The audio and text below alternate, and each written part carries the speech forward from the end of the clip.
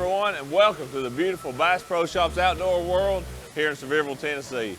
Today's show is jam-packed full of information, so hit the record button. Here we go. Today I'm going to show you just what a 30-pound bag of pre-spawn bass looks like. That's today's in-depth. Then learn how Stacy King keeps all his line organized and in tip-top shape. That's today's Bass School 101. But first, six-time Angler of the Year Kevin Van Dam is going to show us just how effective blind flipping in narrow channels can be and how it can reveal bass after bass. That's this week's Fishing in 5.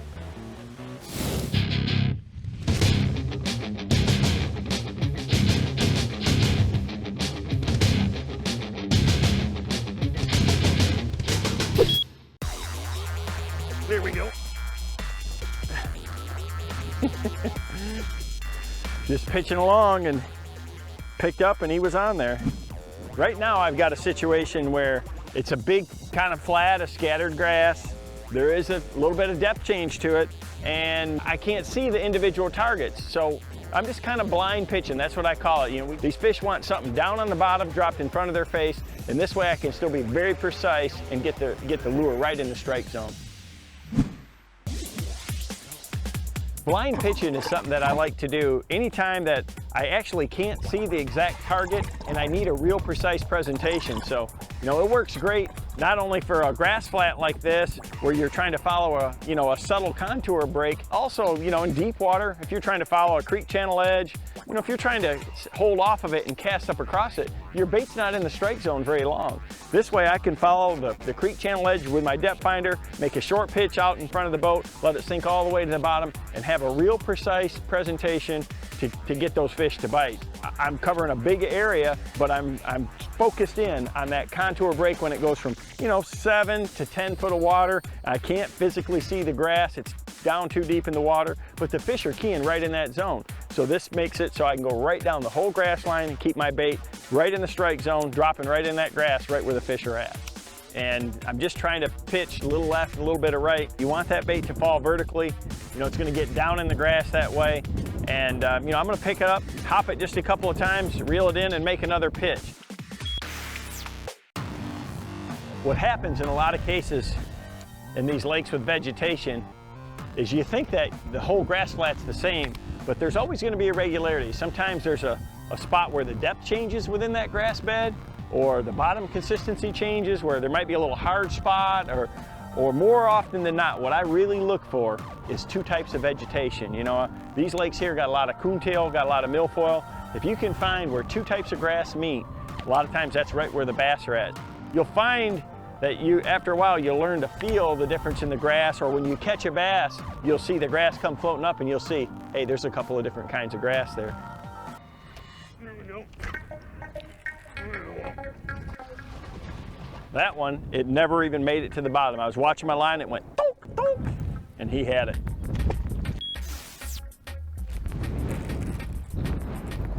Nice. When you're fishing like this, you know, your equipment is a little different than normal flipping and pitching. You know, first and foremost, you want to have a super high speed reel. You know, you're pitching a little farther away.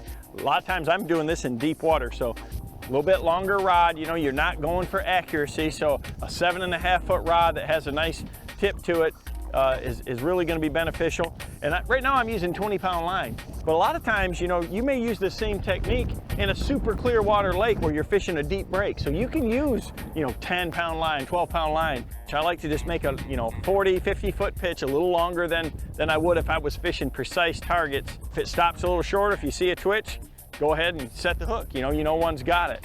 So as I'm working down this, I'm just basically fishing always right in front of the boat and keeping that bait right in that money zone. It's just a fantastic technique when you can't see the cover.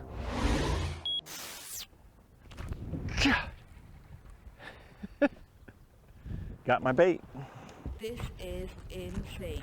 You know, when I'm fishing like this, I really like to have a bait that has some extra action. And that's where this Rage Tail Menace Grub really comes in. You know, it's compact, so it'll fall pretty fast. You know, I'm gonna just rig it Texas style. This is a new grip pin flipping hook. It's a Denny Brauer flipping hook. I've got a 3/8 ounce tungsten weight. It gives me a pretty quick fall to it. I can fish fairly fast this way. Pitch it out there, let it sink with a slack line all the way to the bottom. Swim it up, hop it down, let it fall a few times, reel it in, do it over again. The action of that tail is critical when you're trying to cover a lot of water like this. Gosh, they're just following that contour break. Just pitching along, and you pick 100 pitches, and the next time you pick up, something's a little bit different. There he is.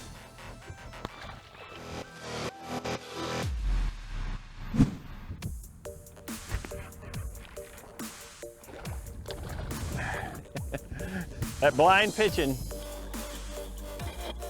it's so efficient when you're going down there, just physically fishing right out in front of the boat. You know you're in the strike zone the whole time. It's a great technique. There it is.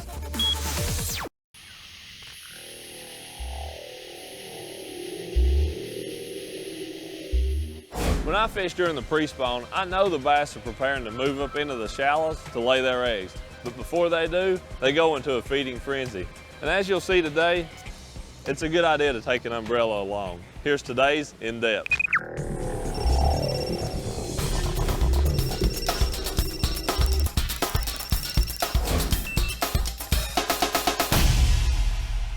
Man, doesn't this look like fishing weather to you?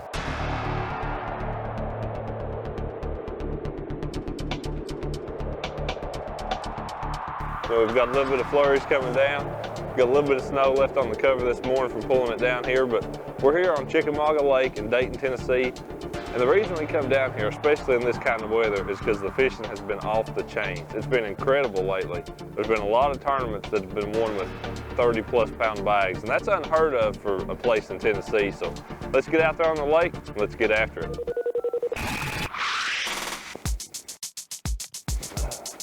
Get me a fresh number 6 crawdad shad wrap out.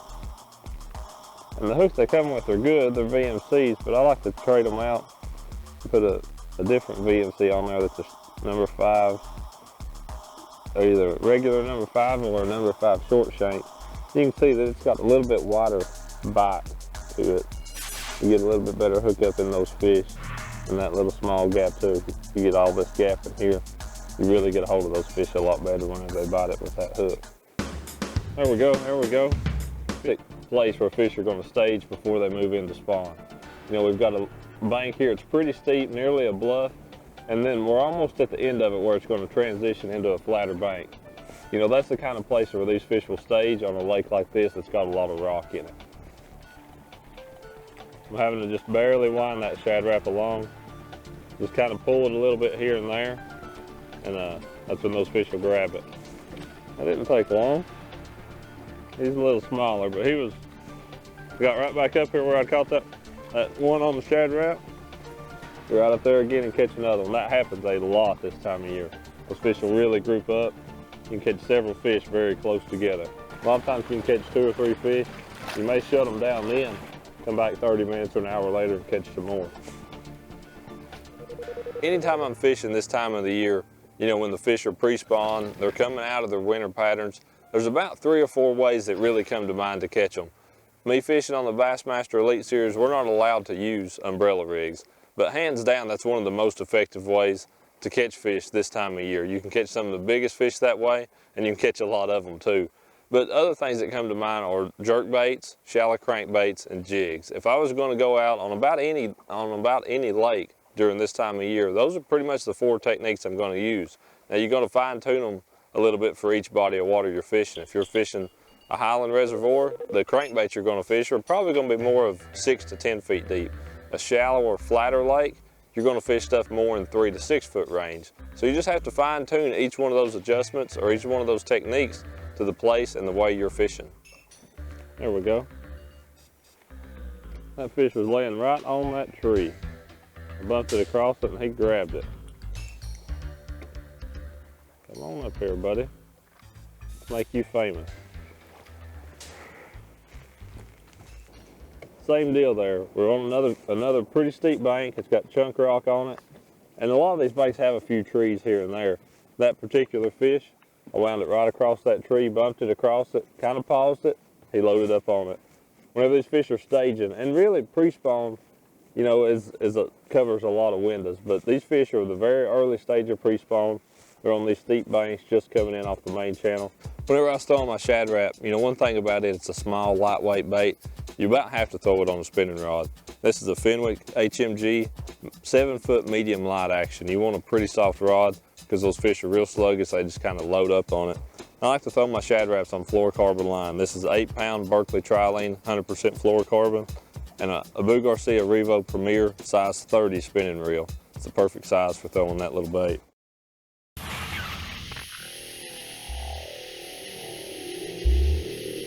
You'll notice that there's a lot of different models of umbrella rigs here.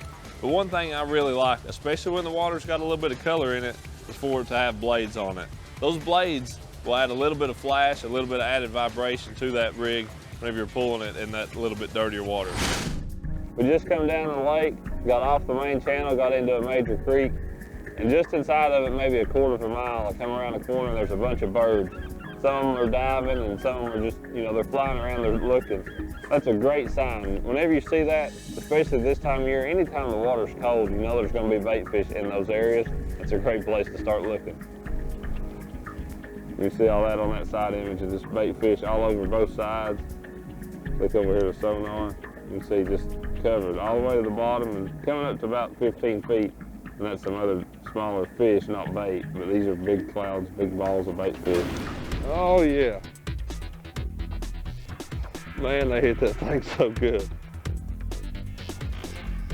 There we go. We got one of those little outside baits. Cool thing about an umbrella rig, those fish, there's so much going on and so much action in the water that those fish just, whenever they hit it, man, they try to kill it. Go ahead and get him back in the water. That's really cool. You know, an Alabama rig or umbrella rig of any kind, you look at all that junk, all that stuff hanging off of it. When those fish come up and hit it, you know it. Even a fish like that, you know, not a real big one by any means, but you know whenever they bite this thing, they try to jerk the rod out of your hand. Fishing during the pre-spawn, most of the time there's several different patterns that'll work. But today, the umbrella rig has been the most effective for big fish. You know, I've threw a crankbait and a jerkbait, and I can get bit and I can catch a lot of fish, actually more than what I'm catching on this, but they're just not the same size. You know, I've only had a few bites on this, but every one I get, or at least good quality fish, if not really big ones. And the way I've got this set up, we're fishing in Tennessee. I've got 5 baits on here, but the way our laws are, we're allowed to have only 3 baits with hooks. So I've got 2 here, and then the one in the middle with the hook. And then these 2 baits here, I've got regular jig heads, the same ones that's on here, I've just cut the hooks off of. And one of the hazards of doing that is the fact that you'll get bites, like what I had right there. You'll get bites on those baits too, you know, but it's just part of it. You have to obey your state regulations. Adding blades to these things adds a lot of flash, and it really will bring those fish in. I've got 4 blades on these outside wires and then 3 here in the middle. So it really gives a lot of extra flash and a lot of vibration that those fish can key in on, especially if the water's got a little bit of color like it does here today. Get back down there, baby. Somebody else catch you again another day. This place we're fishing, you can tell we're out in the middle of the lake. And what it is, it's just a little high spot up here. It comes up to maybe only 1.5 feet or 2 feet deep up on the very top of it.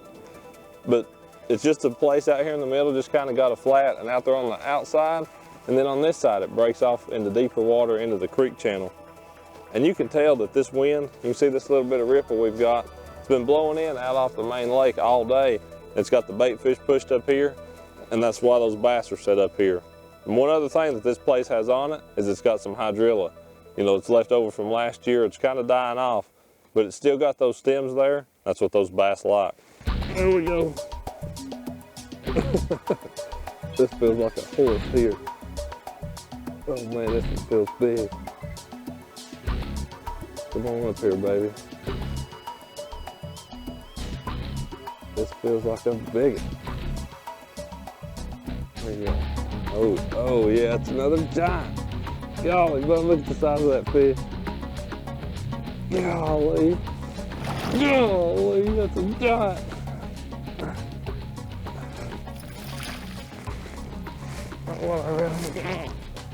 Wow, what a fish. Golly bum, man, that is another big one. Wow. That is a beautiful fish. This is that little point, and the wind's been blowing on here all day. It's not been getting hammered like everything else. I caught a couple nice fish. Come over here and catch another giant. Wow, what a fish. Whenever I came down here, number one, my favorite way to fish, favorite crankbait to fish in cold water is a Rapala Shad Rap. And they've come out with a fairly new size. It's a number 6. And that for me is just a go-to bait. It's a great size. You can catch everything from a whole bunch of fish to some really big ones on it. And the crawdad color is my all-time favorite. I'll catch fish in dirty water or even really clear water on it. Then of course the almighty umbrella rig. I was throwing a Terminator umbrella rig, and it's one that I'd customized. I'd added a few blades to it and then hung Berkeley hollow belly swim baits on that behind an 1/8 ounce and 1/4 ounce VMC swim bait heads. There we go. Dude, this thing can't get any better. This fish is so strong. It's a big one, but I've got him hooked funny. That is another toad. That's the power of an umbrella rig. And that's the reason that you want to fish during the pre-spawn, man. Fish like that, you just can't catch them about any time of the year. But you get out here when it's cold, it's blowing, it's finally cleared up. We've got a decent day now. But man, it's been cold and we've had it all. But that's the reason you want to come out here and you want to fish this time of year.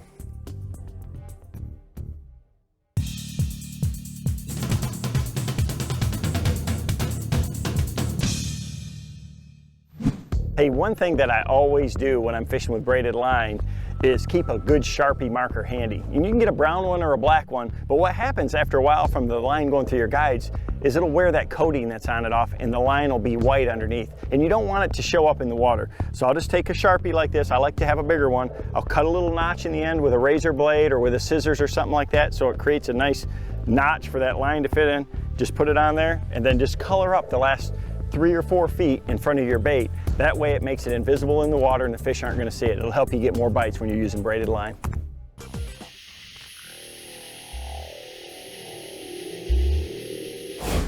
When it comes to tackle, one of the toughest things to tame is all your fishing line. Stacy King shows how to keep it organized in today's Bass School 101.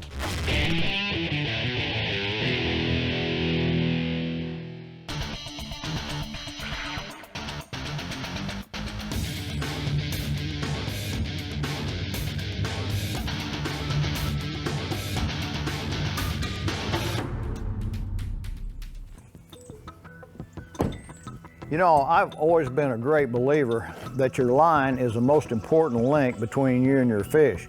You certainly don't want to lose the biggest bass you've ever had on your life because you didn't take proper care of your line. And if you're like me, you know, you travel and you go to tournaments or you just go fishing and you carry quite a bit of spare line with you. It's real important to do that. And I've got a system set up the way I like to carry my line. Let me show you. I've got a little box, I'll show it to you here, that I keep my line organized in. It's light and easy to handle. I've got my monofilaments over on this side, my braids in the middle, and my fluorocarbons over on this side. And you know, monofilament line is extremely susceptible to UV light and to heat. So you want to make sure that when you're staying at a motel or something, you don't leave your line box in the car. So I'll take it in the room and put it in a dark, cool corner where it's not getting too much heat into that box. And I've also got a system set up in my workshop at home, and I'll show you how I do it there.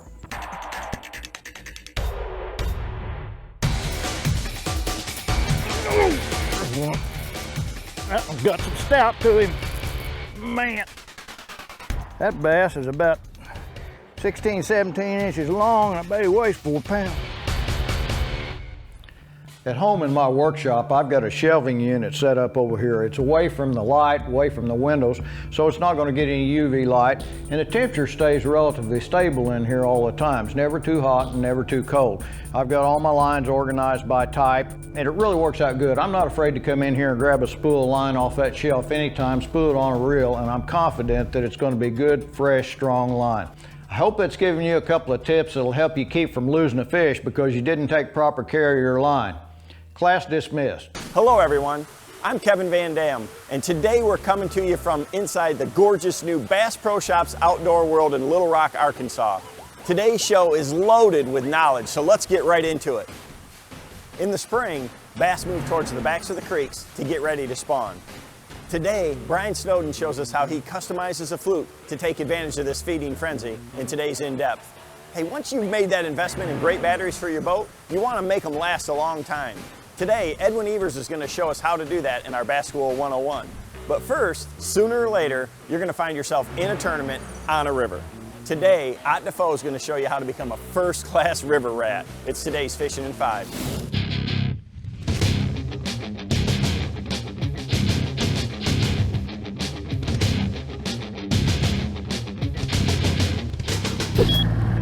Let's go fishing. There he is. Oh yeah, that's a nice one there. That fish hit it right on the bank. Just like they're supposed to. Oh yeah. Get your thumb in your mouth. Yeah, that's a beauty there. That fish hit it right on the bank. Whenever the water's up like it is this morning, you can take your reaction bait, something like a chatterbait, a spinner bait, skip it right up against the bank, then those little bitty eddies, and that's where those fish like that will be holding. That's a really nice smallmouth there. We're on a river here in East Tennessee, and this isn't what you would call a free-flowing river. This it's generated by a dam. You know, we're downstream of a dam. We're a pretty good ways below it though. We're about 20 or 30 miles by water below it. So typically what happens in this stretch of the river, the water will be up in the mornings like it is now, and then throughout the day it's going to fall. And then come this afternoon or so, it's going to start rising back up again. That's what I want to show you today out here on the river. You know, you don't typically think of fish being grouped up whenever they're spawning. You think of them being kind of spread out and isolated. But these smallmouth, especially in a river system, they do that, I mean, to a T. It's typically because that stretch of river, that stretch of bank, whatever, has a little bit calmer water. You know, it may be protected from the current a little bit, so you definitely want to pick it apart real well. Man, what a solid fish.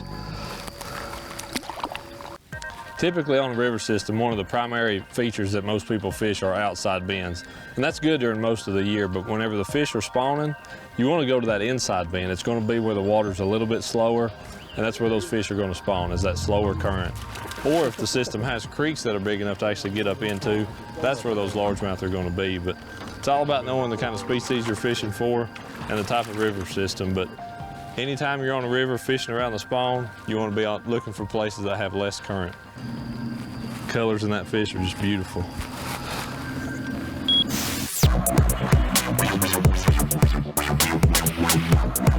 Anytime you're fishing in current, your boat positioning is key. A lot of times it's a major part of your presentation.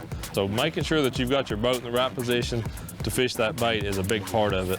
With the current being as strong as it has, I've been fishing, actually kind of back drifting most of the day. It's just a lot more effective way to fish whenever the current's really strong. It's always got to keep a watch behind you. You don't want to back yourself into a tree you didn't know was there. Boat positioning is extremely important anytime you're fishing a river with a lot of current. There he is. Oh yeah. That fish right there was right below a creek mouth. A lot of times, smallmouth on a river, they're going to relate to those creek mouths. They may not actually be up in the creek, but a lot of times that water coming out of those creeks will be 2 or 3 degrees warmer. But those creek mouths on the river, I can't stress that enough. That's where those fish get a lot of times this time of year. There we go.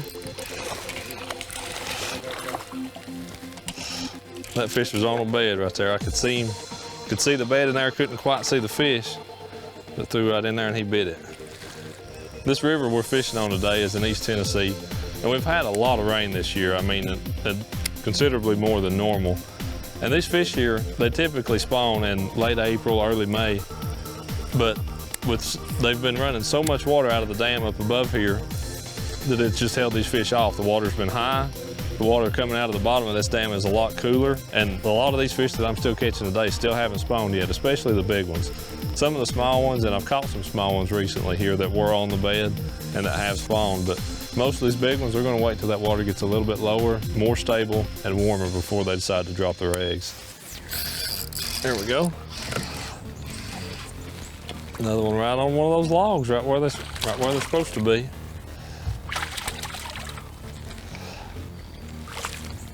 Anytime you're fishing in current, there's a fine line between using too much weight and not enough. But this applies to almost any type of presentation.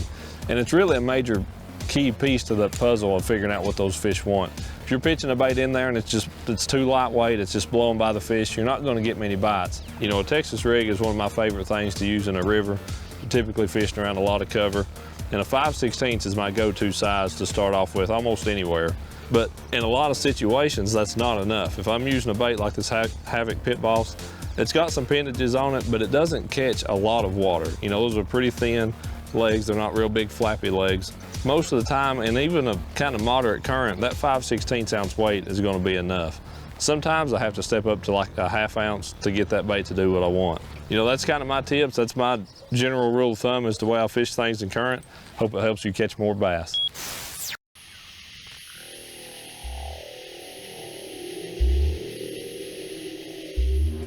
Hey, before the bass move all the way to the backs of these creeks and start fanning their nests, they like to set up in these little staging areas and gorge on whatever bait fish are available. Brian Snowden has a great new technique that he uses this little fluke to just smoke them. It's today's in-depth.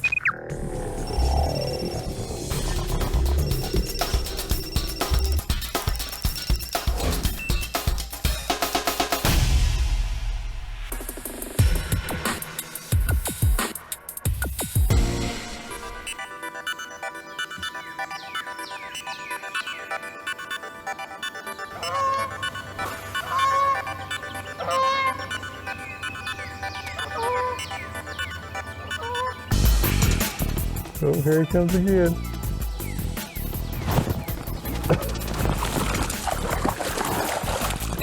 What a nice little brownie. It's amazing sometimes when you get these real cold mornings, you just have to entice them a little more and slow that fluke down. You know, in the springtime, a lot of days you're faced with some very cold mornings. What I like to do when it's cold like this, you know, I'll start out with the fluke, but I'll put it on a scrounger head. And they come in a variety of sizes where you can really get them down there deep if you need to. And what we're trying to do is just work this bait a little deeper than what we're going to do as the water warms. We'll start using a weightless fluke and fishing it much shallower. But this scrounger head will allow you to fish that fluke down in that 10 to 20 foot range pretty easily. And it's just a great way to start the morning on those cold days. Here's one. Ooh, nice largemouth. Nice largemouth. He came, counting that thing down about 5 to 6 seconds, and then just a slow, steady retrieve, keeping that bait in that 8 to 10 foot range. Nice little largemouth. You know, when you're using a fluke on a scrounger head, the design of the head actually allows the bait to just kind of wobble side to side. It's got a little plastic bill on it. And when you're using it, you're just going to want a nice, steady, continuous retrieve and let the actual head move that fluke side to side and create most of your action.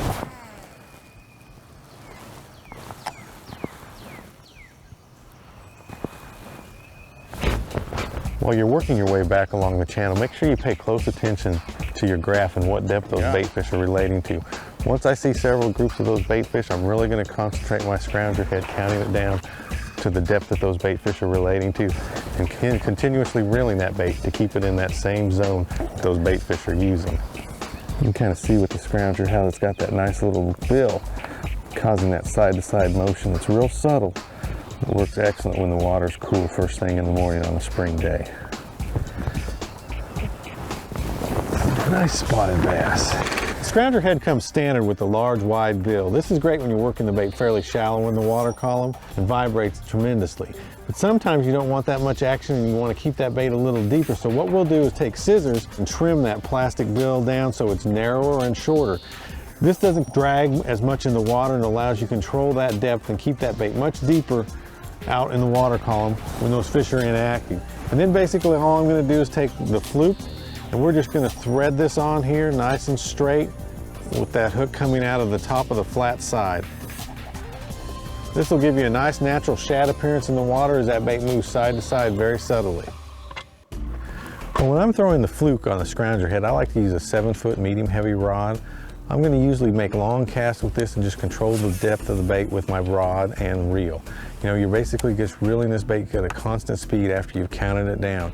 And for that, I'm going to use a Johnny Moore's Signature Series 6:4-to-1 gear ratio with a slow retrieve that'll keep that bait down there. And basically, I like to use fluorocarbon line, and I'm going to range that anywhere from 12 to 14-pound line on the scrounger head. For the weightless fluke, super fluke, I'm going to use a 6/8 rod, which allows a little bit more power, medium heavy with a fast tip. The fast tip allows you to throw that light bait out there, but that medium heavy action allows you to penetrate that fish's mouth when you get that strike. Here we go.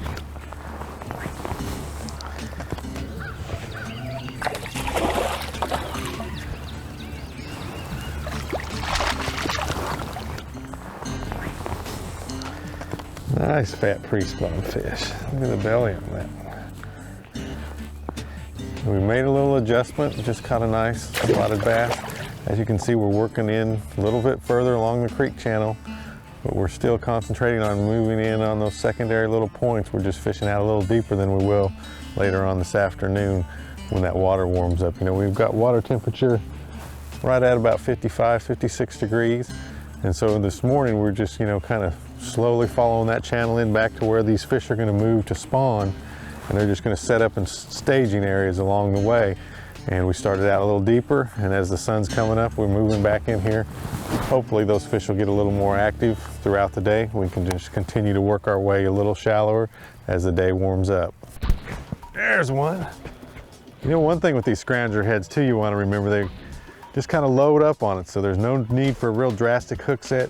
Just move that bait towards you and make sure you keep the reeling, because that tension's what's going to drive that hook in his mouth. And you know, the best thing about a scrounger is it's a multi-species lure. As you can see, this is a dandy crappie. You know, they come up to spawn just like the bass do, and they like to eat a few minnows, and that is a great crappie.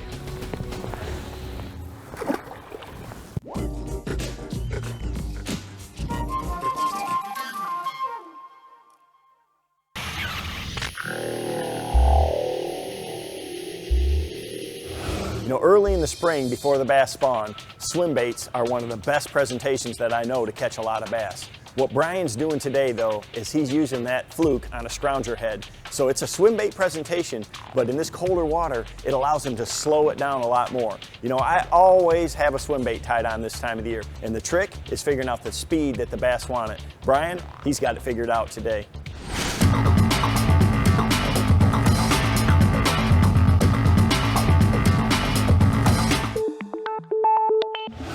You know, a fluke is a very versatile bait, and it works exceptionally well under these two conditions. You got to have water that's warming up into the mid-50s, mid to upper 50s. Fish are getting ready to spawn or going to spawn, but it really needs to have that clarity in the water. I've caught bass all over the United States, from California to New York to Florida, on a fluke. But the one time I don't catch very many fish on a fluke is when you got visibility of less than 2 feet of water. You know, the clearer the better seems to be the case for the fluke. Oh, there we go. We just count that scrounger head down like that and just slowly retrieve it back right around the same depth that those bait fish are holding. Those pre-spawn fish are really going to feed on those shad. That almost looks like a cross, a mean mouth.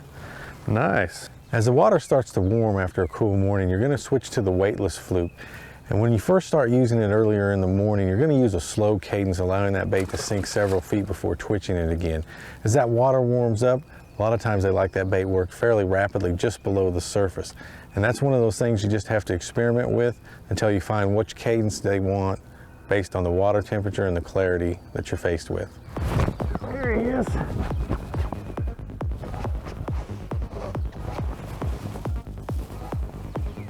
That was another one that hit it just as it was pausing.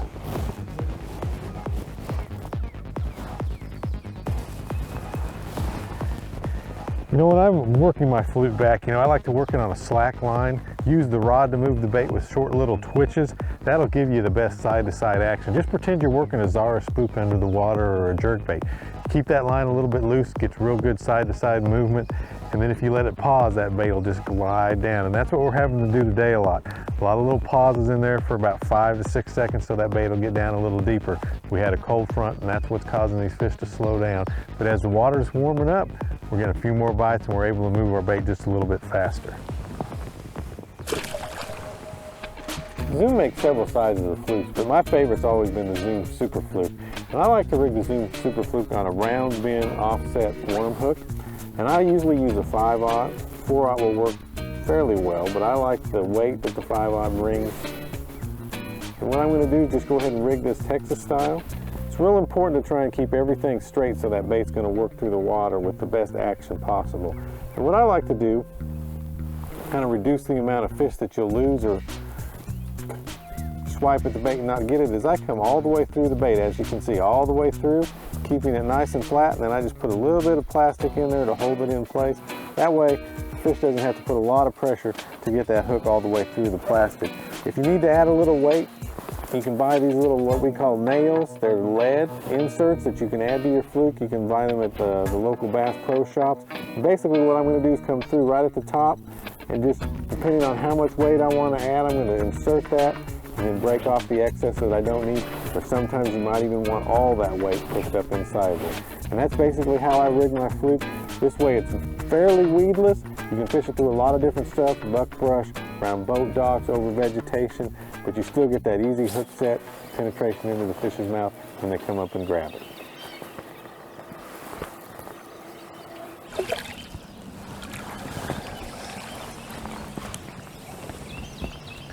Nice chunky spotted bass.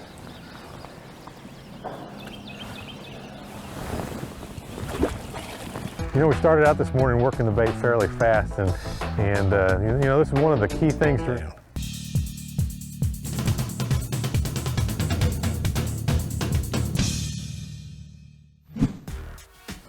Swimming a grub is a technique that boat positioning is very, very critical. It's not a technique that you can be moving down a bank, casting it out there and reeling it in like you could a crankbait or spinnerbait. In my opinion, I think you need to be sitting very stationary to swim this grub, because you're swimming it so slow. You've got to be moving it with your reel, not pulling it with the boat. It just doesn't work right. I just do not catch them if I'm moving really fast with my boat. I've got to be sitting basically still.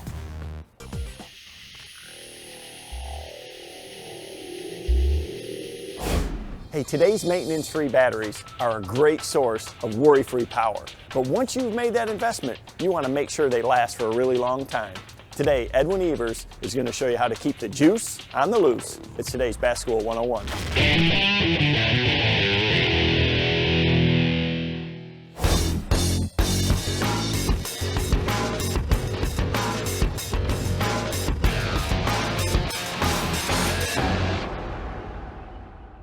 Hey guys, I want to give you a few tips on maintaining your batteries. The most important thing that I think you guys really need to pay attention to is your extension cords. One thing that I see a lot of people making the mistake is they use way too long a cord and way too small a diameter. You lose a lot of electricity when you use a really long cord, or you have a lot of small cords put together with all those connections. Make sure it's a super heavy duty extension cord, 10 or 12 gauge. I don't have any that are any bigger. I carry with me a 25 footer and a 50 footer and a 100 footer, but I always want to use the shortest one possible, especially staying in hotels or marinas where lots of people are charging their batteries every night. I want to make sure I get a good charge by using the best extension cord possible. Another thing, whether you've got an external charger or a built-in charger, make sure it's a proper battery charger for your batteries. My Optimum batteries are AGM batteries, and I need a charger that has an AGM setting. That's very important. Or maybe your batteries are wet or gel, whatever they are. Make sure your charger will do the job for your type of batteries. Also, it's very, very important to plug those batteries in as soon as you get off the water. You want to get those things charged back up so they don't build up memory. If you wait a week and then you're going to go fishing the next day and you plug them in the night before, those batteries are building up a memory, and you need to charge them back up as quick as you can so they don't build that memory. You get a lot longer life out of them. A hidden danger in your batteries is corrosion, and you can have corrosion in a couple different places. A hidden place especially would be up under your bow, where your trolling motor connects in that bow. You can have corrosion behind there. You can also have it, of course, on your battery terminals. One thing I like to do is spray a protective and a cleaner on my terminals to keep that corrosion off of them. If you had corrosion, it's going to lower the voltage and the power to your trolling motor, and thus not being able to fish as long. Hey, welcome to the Bass Pro Shops Outdoor World here in East Peoria, Illinois. We've got a great show lined up for you today, and we guarantee you're going to learn something. Let's get started. Today, Rick Clun shows us how to choose a power fishing lure that will work on any given day. It's this week's In Depth. Then, Brian Snowden has a unique way that he rigs tube lures. You've got to see how he does that. Coming up on Bass School 101. But first up, Kevin Van Dam shows us how shallow swim baits can be a deadly technique in the post spawn. It's this week's Fishing in 5.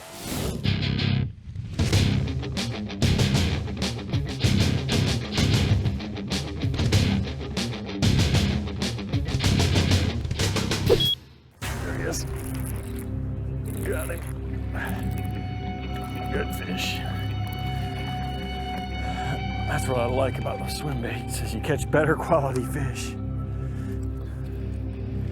Now that kind of got a broken back, but still a pretty good fish. We'll let him go. Let me show you a little bit about this rig that I'm using. First off, I've got a 5-inch swimming caffeine shad, and this is a solid bodied swim bait. Here the water's pretty clear and it's hot. You know, we're fishing up in the year, so I want something that's a little subtler in action. This solid body design doesn't wiggle quite as much, but it still has a great paddle tail. This hook is very unique in that it allows me a lot of options. It's got a screw lock to screw into the head of the bait, and then it's got a sliding weight system. This is a Mustad swim bait hook. This one's an 1/8 ounce weight. If I push that weight forward, and you just got to pinch it a little bit, it makes the bait run a little deeper. If I want to make the bait run a little higher, say the weeds are thicker, I want it right underneath the surface, I can slide that weight back and it makes the nose come up more. So it gives me a lot of adjustability in the speed and the depth that my swim bait's going to run. All you do is just run that little screw lock into the head of the bait, twist it on there, and then it's got a little gap in the top so that you know, the hook lays in there and it's perfectly weedless. So I'm just going to lay the hook against it to the side. That's right where it's got to come through. Run it through that gap, right out the slot on the top. That way, when I'm running it through these weeds, it remains perfectly weedless. Oh, smallmouth bait looks so natural that they can't help but bite it. So it's one of those lures that is a great choice for me anytime. You know, in conditions like this, you know, you either got to throw something real slow moving that you drag along the bottom, or you got to fish something really natural that you can cover water with. And that's what I really like about a swim bait like this, is it's a great tool to still be able to cover water when conditions are tough, because it's just so natural. There it is, good one too. Chasing these, that's why you pull him out. Look at here. There's my swim bait. We'll let him go. There's the alewife. Here's the 4-inch caffeine shad right here. You can see that alewife's kind of greenish in the back. This has kind of got a pearl belly. It's very natural looking in the water, same exact size. And that's what you have to do when conditions get like this, is you really got to match that forage. You know, that was just, you know, real lucky that I saw those fish come up right there at the time. But, you know, I threw the perfect bait that looked just like the real thing that they were feeding on, and he came up there and just swallowed it. Got one, hang on. Golly, not a great big one. I mean, he hammered it, followed it up to the boat.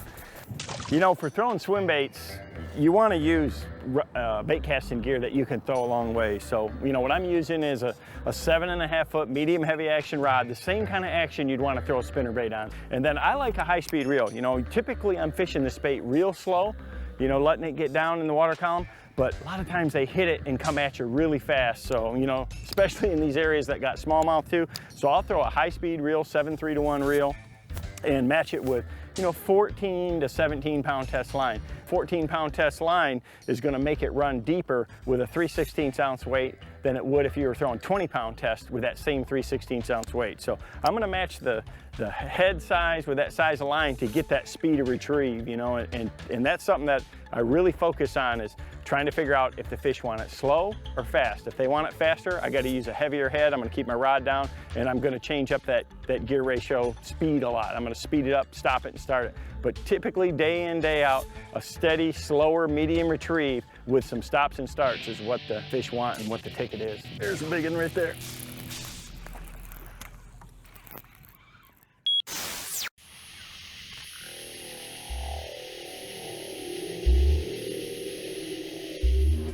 On any given day, in any given lake, a technique can work. But let's face it, there's others that just don't. Rick Clunt is going to teach us how to choose the best power fishing technique no matter what lake you're on, as we go in depth.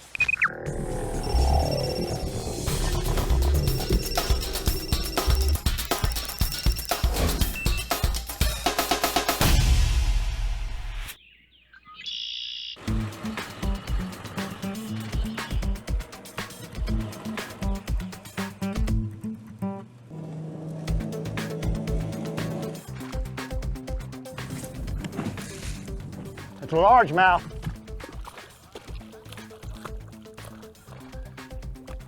Largemouth, you know, we ain't fishing for you today.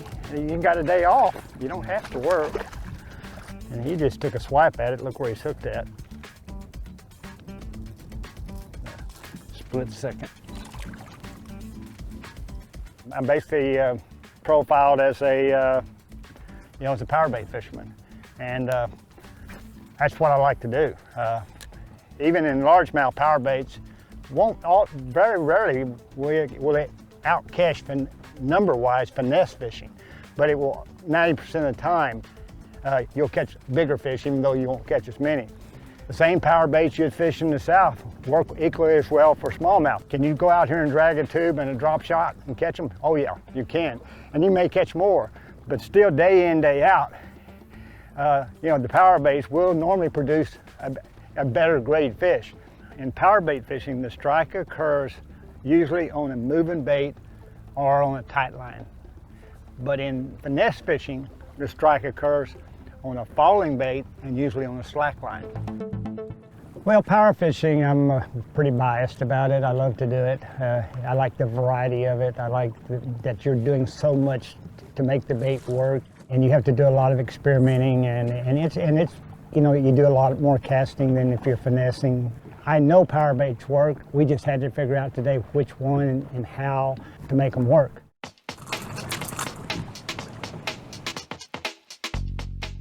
Key when you're fishing, if you know you're around fish and you're not getting bites, then you need to be changing, your methods and techniques and lures more often. I know we're around fish here, so that tells me I probably don't have the right bait or I'm not using the right technique. In that case, I'm just going to keep changing until I solve that puzzle.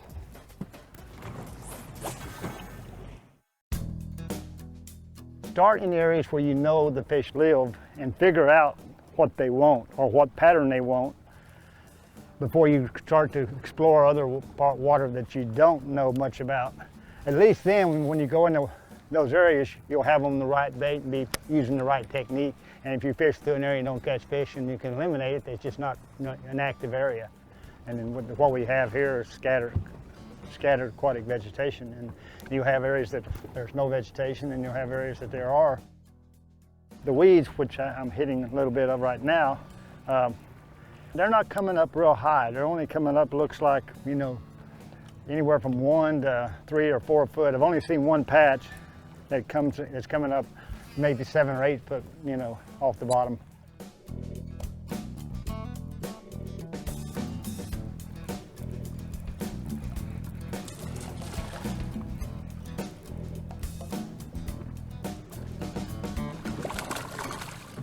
All right, species.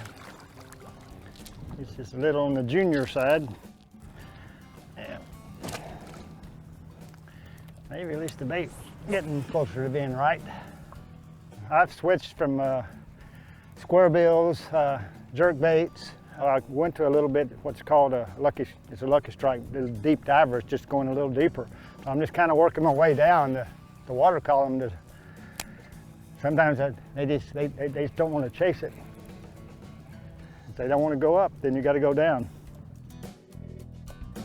But when you change the lure, you get a little bit pumped up again. Hey, then this might work, you know, or you get a little bit kind of fired back up. And so I always use that as a tool to get myself fired up in a day. It's just changing the bait.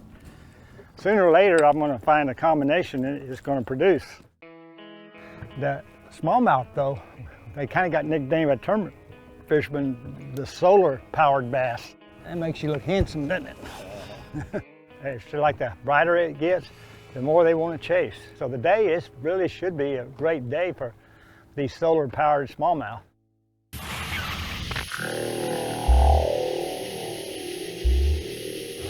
Power fishing is one of the most popular techniques on the professional bass tour.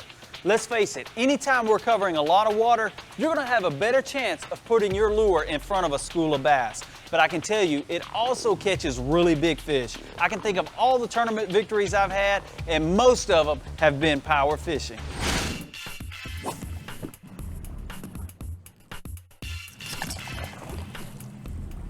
So yeah, we went through a lot of things, a lot of trial and error, but that's again part of the puzzle I enjoy the most, is trying to figure those things out. And every day you can do that if you just don't let your brain get lazy. Well, it's encouraging. Take the good part out of it. It's encouraging.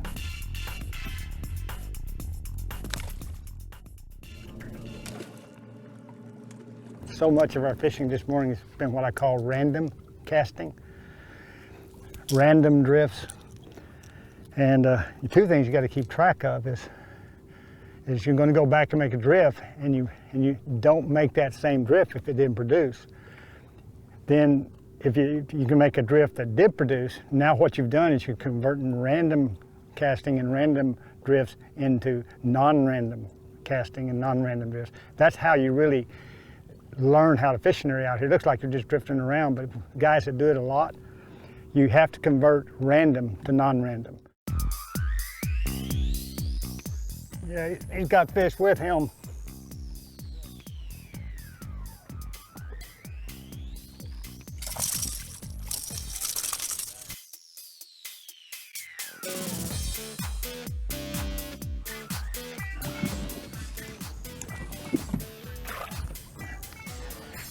Well, change, and I know I've changed 6, 7, 8 times here. And finally had about 5 bites here in the last, 20 minutes. And that was the first decent one. This is a good technique. Normally I use it in the fall down here. That's burning a lipless crankbait. The other crankbaits, I've been throwing, square bills, I've been throwing deeper divers, I've been throwing jerk baits. This is the first one that actually has rattles in it.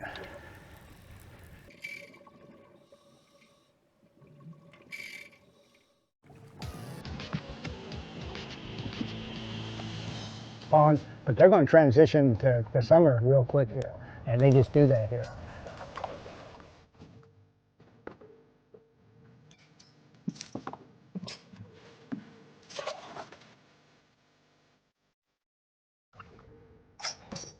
And there, what the day turned out was a true model of power bait fishing.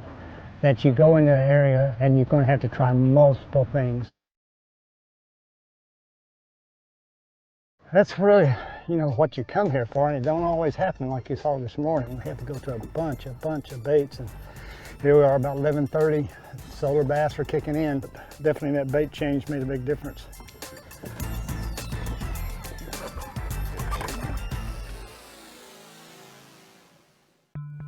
What's been working, and again, that's part of the experimentation, part of the puzzle, part of the fun of trying to figure it out. When I make that long cast, I try to engage it and really hard for about 10 to 15 yards, and it really gets those rattles going, and then I slowly just start to let it descend toward the bottom. And most of the casts have been occurring between the fall and when it gets to the bottom. Because basically, the bait is kind of running real fast on the top the first 10 yards, and then if this is the surface, and then I'm stopping and just kind of letting it then kind of go down toward the bottom, and that's when most of the strikes are occurring. Lipless crankbait, I can work top to bottom, you know, and I can, and there's scattered weed beds in here, and I can work it over the different weed beds. This is a 1/2 ounce Lucky Craft lipless crankbait. It's in, as you can see, it's a chrome black back. So now we're back to where I like the fish. Instead of me trying to force the fish to hit what I want, I'm letting them tell me how they want it. What you notice, this reel I'm using is actually it's a Bass Pro Shop saltwater reel. And especially when I'm making real long casts, it has a higher line capacity. A lot of the freshwater reels, unfortunately, now don't have enough line capacity anymore to make this cast. If you'll watch, this cast is going to go way out there. See how much line's on there right now? Look how much line I lost. In one of the freshwater reels, you ain't got nothing left.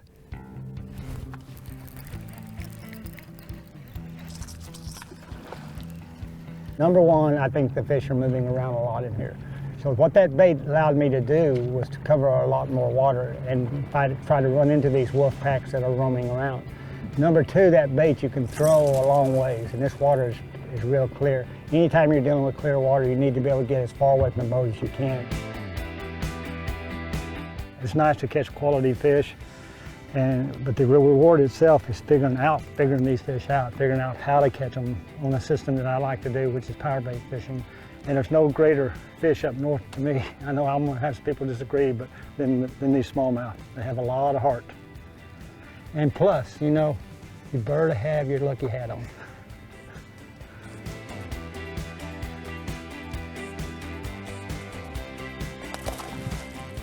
It took a little bit of work. I mean, we had to go through 6 lures, just about more than that, really.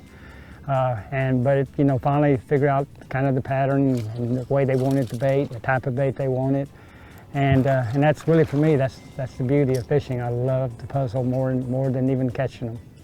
And, you know, some way they kind of, those solar powered, maybe their batteries run down. Maybe that's why they are not quite as active.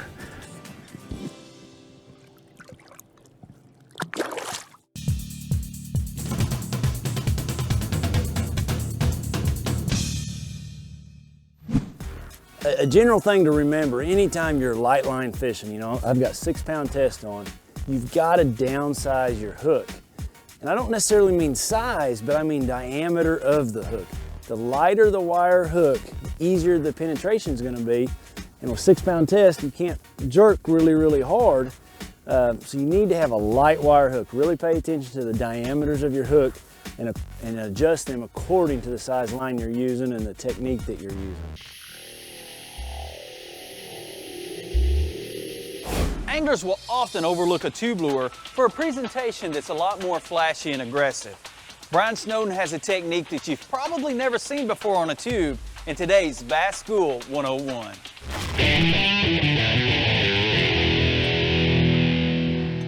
Everyone knows that a tube is a great lure. It catches bass in clear water all over the United States, and it catches largemouth, smallmouth, Kentucky bass.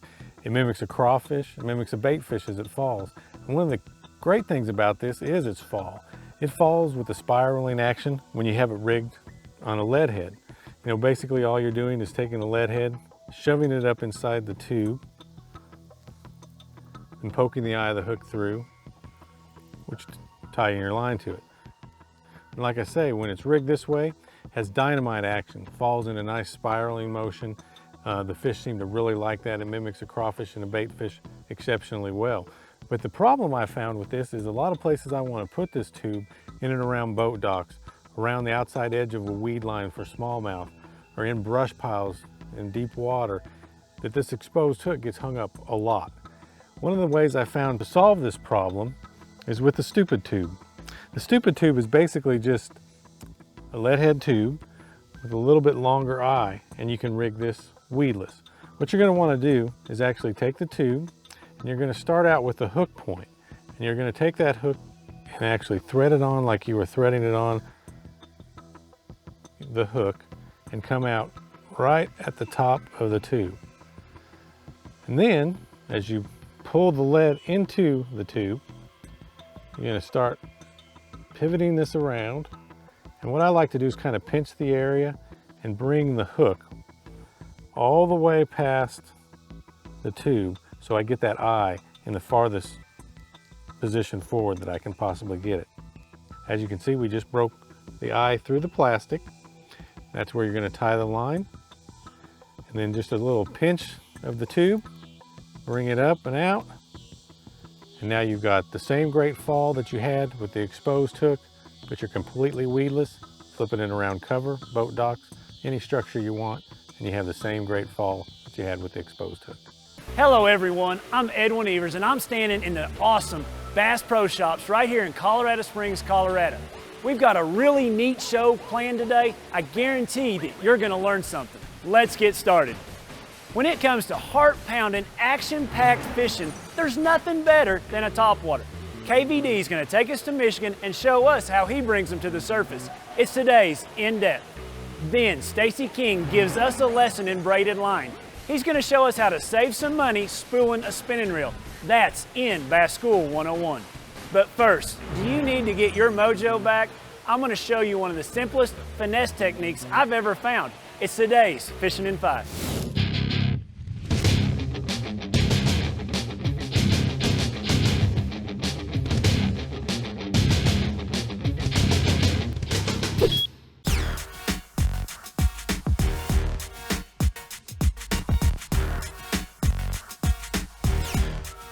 Oh, there we go. All right. Guys, what I'm doing here is a thing that you can do when you get calm conditions. I want to talk to you a little bit about, this is mojo rigging, split shot rigging. When you got really, really calm conditions in clear water, how do you catch them? Well, right here is one way. I'm using 6-pound test, and it's just really a finesse Carolina rig is all it is. And you can still catch big old fish like that right there. So just a finesse Carolina rig. Just drag that thing around and you can catch some big old fish. Oh man, that's fun. Nothing like catching big fish on 6-pound test. Get your heart racing. It's just like a Carolina rig, only my weight's pinched up here on the line with a rubber stopper, a little bit shorter leader, a light wire 1/0 hook, and I've just got a Zoom finesse worm watermelon candy. And this is how I combat when I've got these really calm conditions, clear water.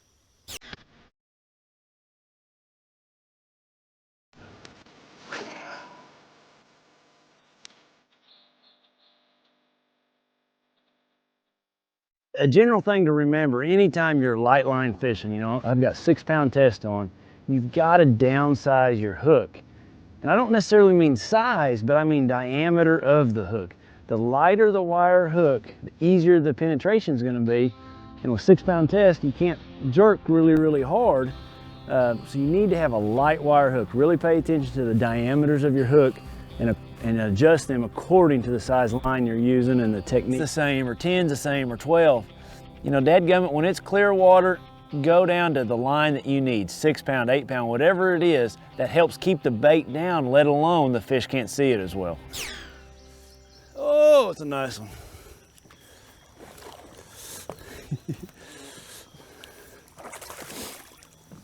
Spotted bass. Spotted bass. Something really important that I see a lot of guys make the mistake of, make sure there's not any moss on your bait at all. When a fish looks at your bait or picks your bait up, he's going to spit it out immediately. Always look at your bait and inspect it very closely and make sure you don't have any of that stuff on there. I know it's time consuming, especially when they're biting, but you don't want to have any of that junk on your bait. That's in all fishing.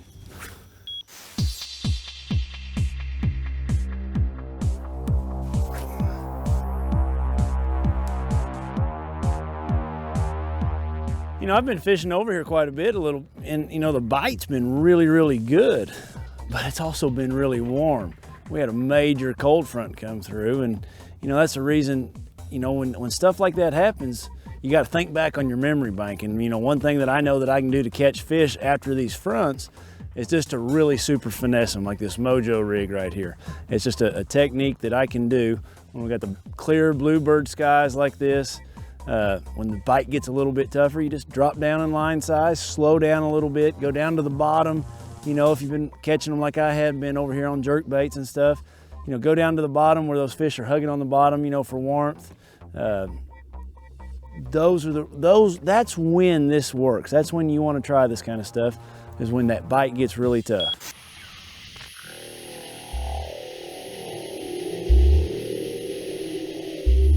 There's nothing that gets me more excited or more fired up than throwing a bait out on top of the water and having a big old bass come up and smash it. KVD is going to show us how he brings them to the top in today's In Depth.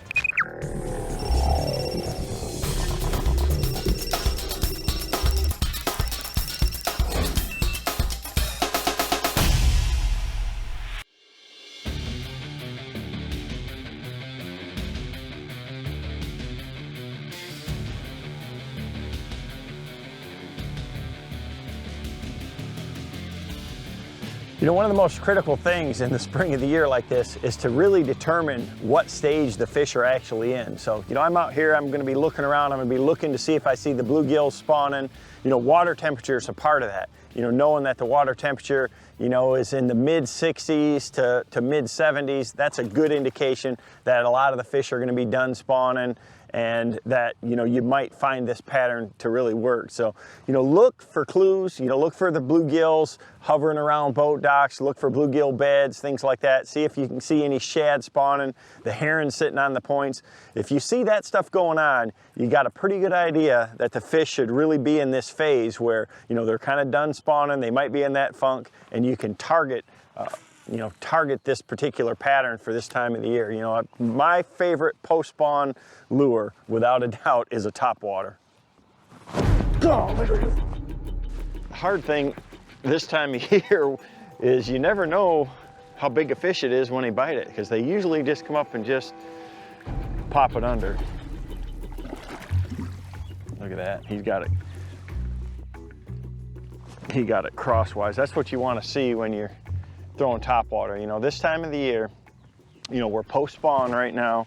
Man, it's just tough to catch fish. You know, they're not very aggressive. The thing that you got to think about is what's going on in the lake then. You know, during the post-spawn, the shad are spawning in a lot of lakes, the bluegills are coming up to spawn.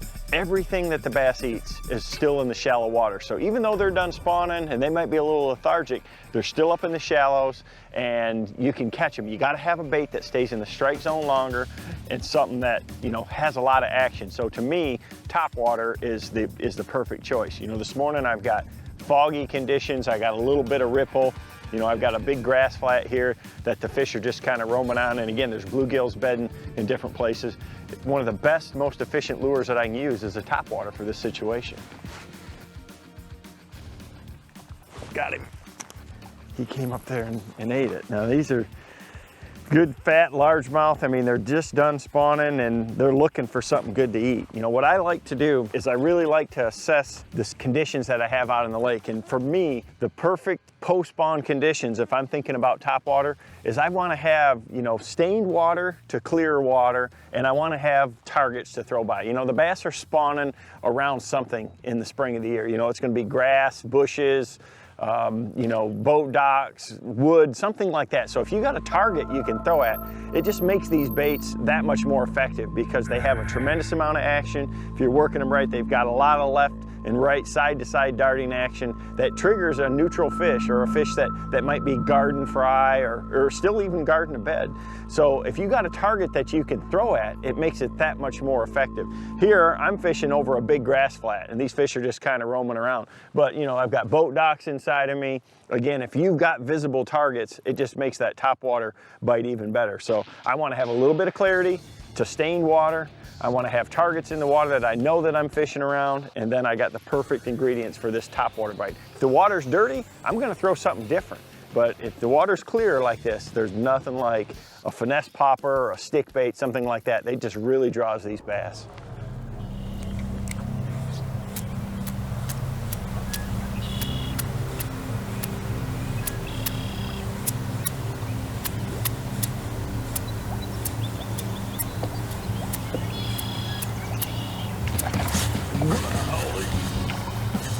Got it. That's the perfect scenario right there. You know, there's one isolated log that's blown in out there into that grass bed. You know there's going to be one hanging around that. I didn't think he was going to be there. He followed it a little bit, hammered it. Not a giant, but another nice one. A lot of times there'll be 2 or 3 fish there, or, you know, a whole pot of them. What the females do during this post-spawn is they just basically still hang around that spawning area, and they're just kind of recouping themselves, you know, and when they're recovering like that, they love to suspend around some type of object. So, you know, they'll suspend over a brush top or a lay down log or underneath a boat dock, or here in this lake, we've got a lot of grass. So they're gonna just kind of suspend in the top of the grass.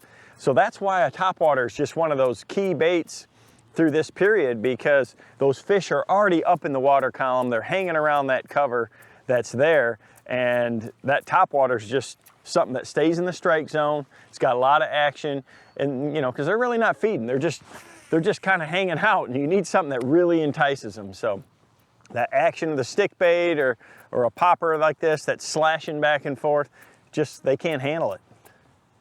Got it. Oh, right on the corner of that dock. That was a good one too. I mean, a good one. Any chance you get to throw this around some objects is exactly what you want to do. A fat one, there's a nice pre-spawn or a female that, you know, maybe she's not beat up or anything. She may not even have spawned yet, but, or, you know, she could have been an early spawner and she's up there, you know, just feeding up. But I mean, she ate that KVD splash. I mean, just swallowed it. That's what I love about this. I mean, it's perfect conditions right now. You know, you got low light, you got cloud cover, and I mean, these fish are just swallowing it all the way down. That's what this bait will really do compared to throwing a buzz bait or something like that that's moving real fast. A lot of those fish are gonna miss it. They get this bait and you can catch almost every one of them with it. It's so good around a target. I mean, I threw it right around the corner of that dock there and she just ate it.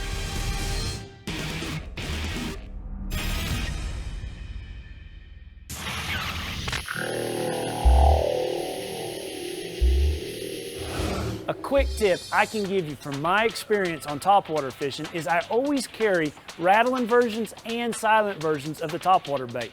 Those rattle versions are gonna work a lot better in murky or stained water. I go to silent when the water's really clear or really calm. Golly. Right off the corner there. You know, I started the morning off, you know, throwing a kind of a natural shad patterned KVD splash, and I caught a bunch of fish on it. The chop was up a little bit from the wind. It was real foggy, low light conditions, and what I really think of when I think of color is what the fish are really gonna see. So they're seeing a lot of white belly with this bait. It's mostly white on the bottom. As the sun gets up, and especially in this clear water, and I love to throw topwater all day this time of the year, you gotta change your color. If there's one pattern, one time of the year, one lure that color is so critical on, it's these topwater baits. These fish can be so selective on the color, as far as a color that they'll eat or a color they'll just come up and nudge, or that you'll miss them, or that they won't even react to at all. So when it gets brighter, you gotta go natural in this clear water. You know, something like this sexy shore minnow, a translucent color that allows the sunlight to pass right through it. That looks like the real bait fish in the water. So, you know, when it's cloudy or windy, you know, solid colors like this, bright colors, very visible, they're gonna draw the fish from farther away, especially if the water's got a little stain to it. But as the water gets clearer, you know, you want something that's more natural like this, something that the fish can really home in on, that looks like the real forage. That's why I'm throwing this bluegill colored sexy dog right here too. And again, in real dark days, sometimes something just black, all black, no white belly at all, it just silhouettes real good against the surface, can be real good. So, you know, if it's really cloudy during the rain, things like that, I'll go to that all the way black. The brighter it gets, the more natural you wanna have it. And the one thing with these poppers is, you know, I tie a Palomar knot for almost every technique, but for this right here, I wanna use my regular fisherman's knot, they call it, where you do like 6 or 7 twists. You run that line through the loop on the bottom. I wet it then, and then I run it through that top loop again. and then pull it tight. And what that does is it creates a knot that sticks straight out off that eyelet. And it really enhances the action of these little poppers like this. So using a fisherman's knot on a topwater, a walking topwater like this is real critical. Now on the Sexy Dog, I like to put a loop on the front of it. Comes with a split ring, so I can tie it with any knot you want. But on this particular bait, on these poppers, it's so important to tie it with that fisherman's knot like that. And when you get done, I'm gonna take that and clip it real short. You don't want anything coming in the way of that side-to-side action on it. And having that knot, and we'll get a real close-up of it, having that knot stick straight out is really critical. You can see it stick straight out of the eye. Very important right there for the action of these baits right here. Little tidbit. Oh, God, there. Golly, I missed it. Here.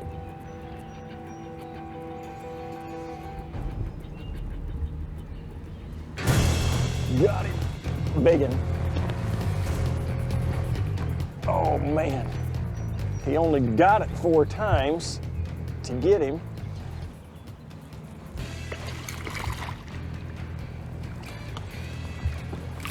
Look at there. That's why you throw that Sexy Dog right there.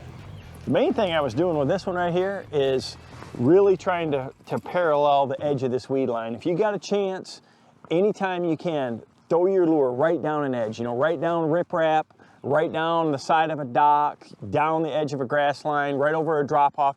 Make sure your lure's right over the strike zone for as long as possible.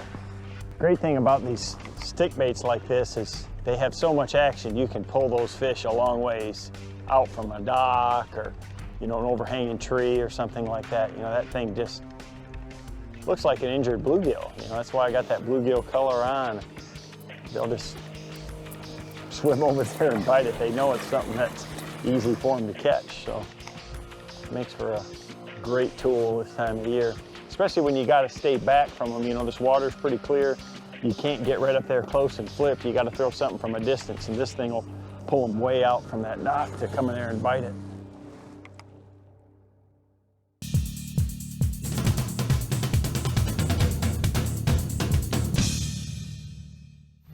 One of the things I like to keep with me at all times, whether I'm in my boat or out in my truck, if I'm going fishing, I'm going to have a hook file. Nothing will cause heartbreak quicker than a dull hook on losing a bass. Now, I see a lot of people using these and they use them wrong. It's not like sharpening a knife or sharpening an axe where you just go at it on the sharpening area that you're wanting to do. Take this file and push away from the point. Don't go in 2 different directions. Push away from the point only and do it top, bottom, and once on each side. That'll get that hook really sharp and hook up on those bass.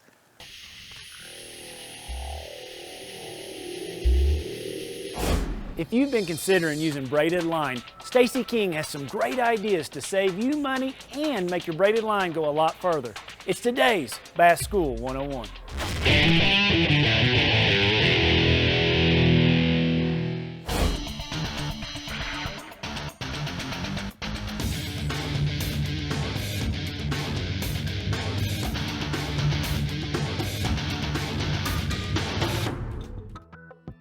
The last couple of years, I've really gotten into fishing braided line on my spinning rods with a fluorocarbon leader. The reason I do that is it's just so sensitive, and I get great solid hook sets and never break my line because I got a good knot down on the other end where I attach my fluorocarbon. But when I'm getting started putting braid on my reel, I put backing on my reel. Most of these spools are fairly deep, and you don't want to use all your braid up on the spools. So what I do, I've got some old monofilament here at the house that I just use for backing, and I'll fill my spool about halfway full with that monofilament, and then I'll attach my braided line to that monofilament with just an old blood knot. You don't need any super knot right here. Just a blood knot will work just fine. And then what I'll do, I'll take some of this braid aid. This stuff is developed by Wilson Fraser, the professor, and it's just great for braid. It's kind of a waxy substance that goes on there. And I'll spray this little piece of sponge full of that, and I'll put it right there on the line, and I'll hold it, and I'll run that line through there like this. There it goes. Now that I've got my spool full, I'm going to take my little snippers, and I'm going to cut this braid right here. And I'm going to take my black magic marker. I tell you what, I just love this yellow line. I can see it real good, and I'm using a 5 or 6 foot fluorocarbon leader, and I'm going to color the last 10 feet of this line so that I know the fish can't see it anyway, but anyway, I can see it good, and that's what counts. And what I've done with this black magic marker is taken a razor blade and split the head of that. And what I'll do is I'll take my braided line and put it right down through the head, and I'll pull that through there and color about 8 or 10 feet of that leader. It colors it real nicely, and it's almost like a camouflage color, and it really seems to work good for me. Once you get that colored, you're ready to tie a leader on and go fishing. Class dismissed. Hey everybody, and welcome to the beautiful Bass Pro Shops Outdoor World here in Springfield, Tennessee. We've got a great show lined up for you today, so let's get it started. Today we have none other than the wise professor of fishing himself. Rick Clunn takes us to the northern waters of Michigan, where we get to learn from the master. It's today's In Depth. Then, if you've ever been confused about the different types of fishing line and when to use them, don't worry, Kevin Van Dam is here to straighten it out in this week's Bass School 101. But first, the 2013 Angler of the Year, Edwin Evers, is going to show us how to catch pre-spawn bass by swimming a grub. That's this week's Fishing in 5.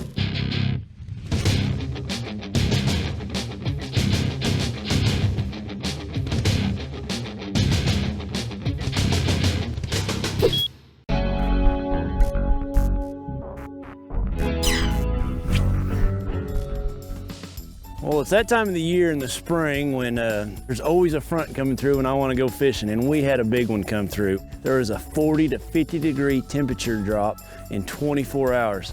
So, you know, the trees are bloomed and everything, but yet we had 34 degrees this morning driving to the lake. And what I'm going to try today is kind of a technique that I can combat those frontal conditions fishing for deeper fish. And I'm going to try to swim a grub and catch, you know, largemouth, smallmouth, and spotted bass swimming a grub. The things I'm gonna have to determine is what depth those fish are at, if they're on the bottom, if they're suspended, and the rate of retrieve. It's really a neat technique, and it's a technique that you can use if you don't like the Alabama rig, or you have a state that doesn't allow, you know, to have, you know, 5 hooks or the Alabama rig. Swimming a grub's the same type of deal. You can get a bait in that strike zone like an Alabama rig, and it can work really good. So let's see what happens. I don't know what I got. A lot of times on these fish, you don't know what you got till you get them up to the boat. Oh, it's a nice smallmouth. Nice one. That's what I figured out right there. I've probably made 10 casts so far this morning, and each cast I let that bait go to a different depth. That bite right there, that was on a 14 count with that grub. That's a 5/16 ounce lead head. And you know, I'm roughly probably 18, 19 foot deep at a 14 count. Come here, buddy. He's not as big as I thought he was. 6 pound test, you can't really horse them in too much, but it's just a nice chunky smallmouth on a post front conditions, and not throwing an Alabama rig. That's fun. Anytime you're fishing clear water like this, you know, we've got probably 14, 15 foot visibility. The longer you can get your bait, or the further you can get your bait away from the boat, the better off you're always gonna be. I'm such a huge stickler for that. In clear water, try to make as long a cast as you possibly can. It can make all the difference in the world in how many bites you get. You know, my retrieve so far today is just a real slow, steady retrieve, trying to keep that bait in that, you know, 14 to 20 foot of water depth range right there. That just seems to be where these fish are holding. I just want a real slow, steady retrieve. A mistake a lot of people can make is they try to reel the bait too fast, and the faster you reel that grub in, the higher it's going to bring it up in the water column, so you're going to be out of the strike zone. So it's important to, you know, always cast, you know, count every cast, and then just really slowly reel that bait in. Yeah, I kind of think as the day goes on, it's going to get a little warmer, but it's definitely not. It's cooling off, it feels like. It's pretty cold today.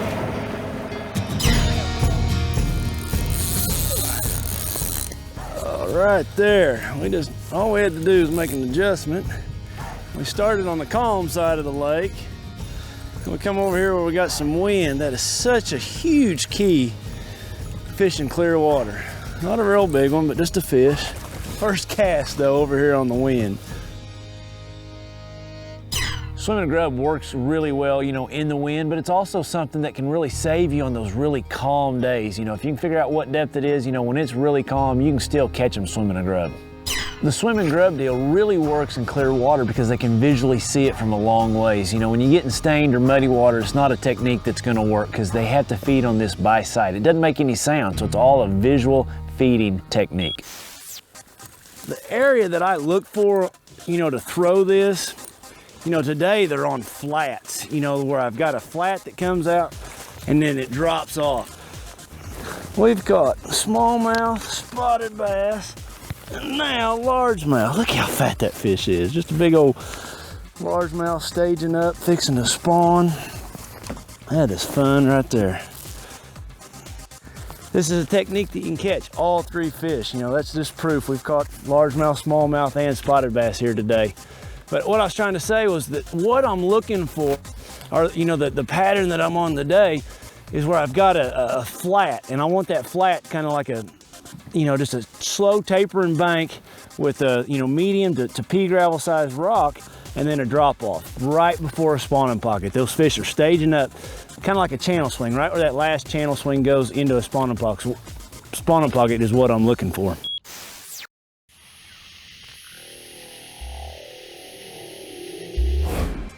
There's still only one angler who holds the record for the most bass ever caught in a 3-day tournament. Here is the one and only Rick Clunn with today's In Depth.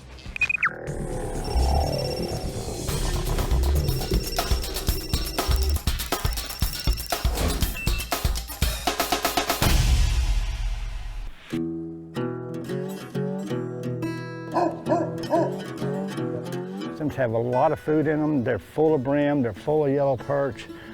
They're just really, really important areas to understand and fish, especially when you're fishing natural body of water. And so these are really man-made developer type canals. They're not commercial. They're not like the Erie Canal, you know, that was made for commercial reasons. And the best are dead-end canals. They're not a canal leading to some other place where you have water flow through it. For the largemouth, you don't want the water flow. We're kind of fishing post-spawn here, and of course, I love topwater under that situation. In the open water, I tend to work the little Rico chugger. So I got two different types of frogs. I have a popping frog on, and I have the swimming, what we call the swimming frog.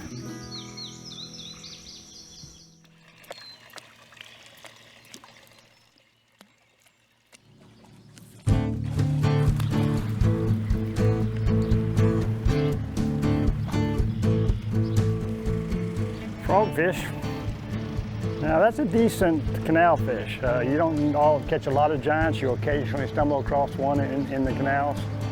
But you know, to me, that's a perfect size fish for canal fishing. This canal, they dug it in, and then they made a bunch of, once they dug in off the main river channel through the land and made all these canals, then it's a big area, a massive maze of canals, and so they made more than one entrance in this system. So the water comes in the north entrance and it goes into the canal system, and then it kind of just follows the path of least resistance to one the exit is. And there may be 2 or 3 more exits that it's trying to come out, go out, and it's also trying to come in those too. This is just a real obvious thing why these canals are warming quicker, and some of them are still cold even now.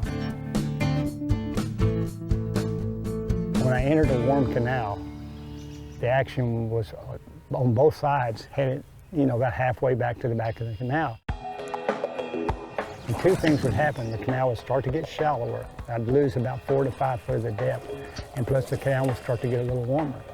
So what that tells me is these fish, most of them are finished spawning, okay? They're going to start to move back out to the deeper part of the canal. Today, when we came in there, it was cloudy, and what that does, it spreads the fish out. So you got to do what I call randomly cast for them. Randomly casting just means you got to make a lot of casts because they're swimming around and they're moving around and they're not holding on necessarily one thing or the other. A lot of these fish, as we'll see, we got a deeper weed line, and they've been spawning between that weed line and the bank. and there's still fry up there, and there's still, you can see occasional beds. And what you'll also see down through here, you'll eventually see some brim beds, and most of the bites will come between the bulkhead and kind of where this weeds start, because we're on top of weeds right now. Well, most of these canals, they build them to be kind of vertical. You know, they kind of go down pretty near the bank because they want to get their boats close to the bank.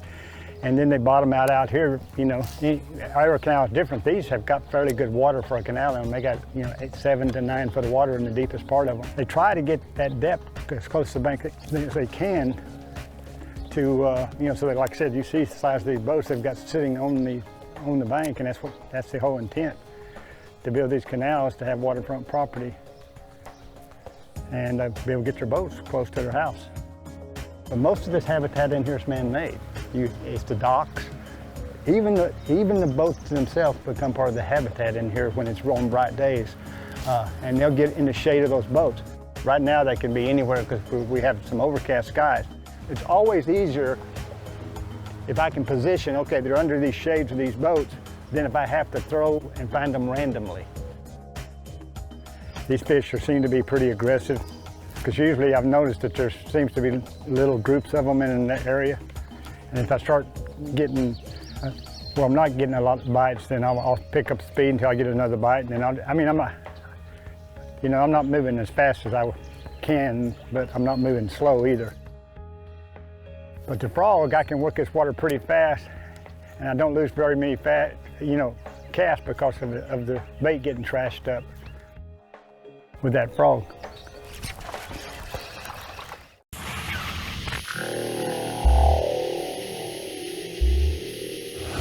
Some of the tournaments that I've fished up north have been some of my favorite ones. Getting to fish on a great smallmouth fishery like Lake St. Clair or Green Bay, Michigan, you know, those kind of places are truly special. The quality of fisheries that those are is really second to none. The number of 3 and 4 pound smallmouth bass you can catch is just incredible. And not only how great of fisheries they are and how many you catch, but whenever you catch one of those fish, man, you hook it, that thing goes to running and jumping and pulling. It's really a fight that you'll never forget. Well,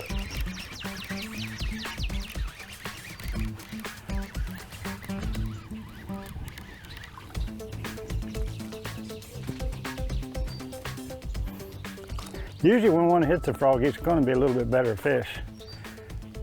That's a good thing about a frog, it does produce some quality. But see, here's the key frog stuff. See that stuff right there? Well, you couldn't throw that chugger, at least I can't. That frog, you can throw it way up under there.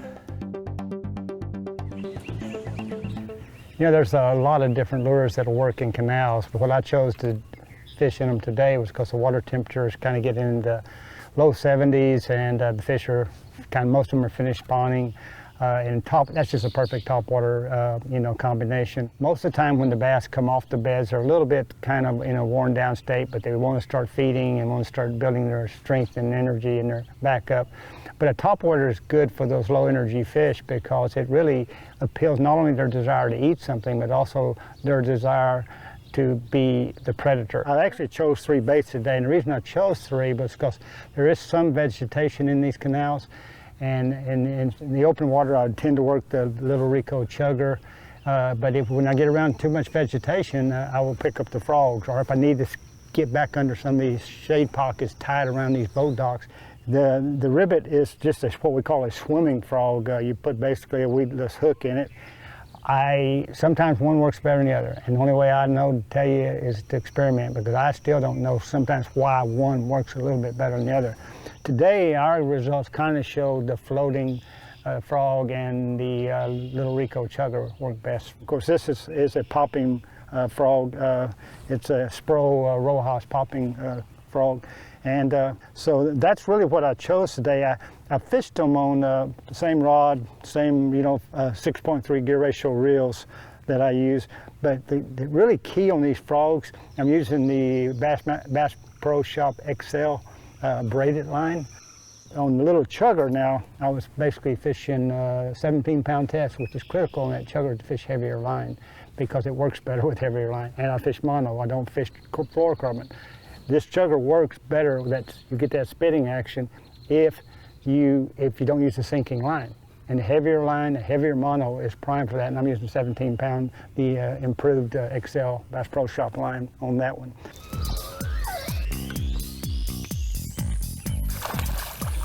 There you go.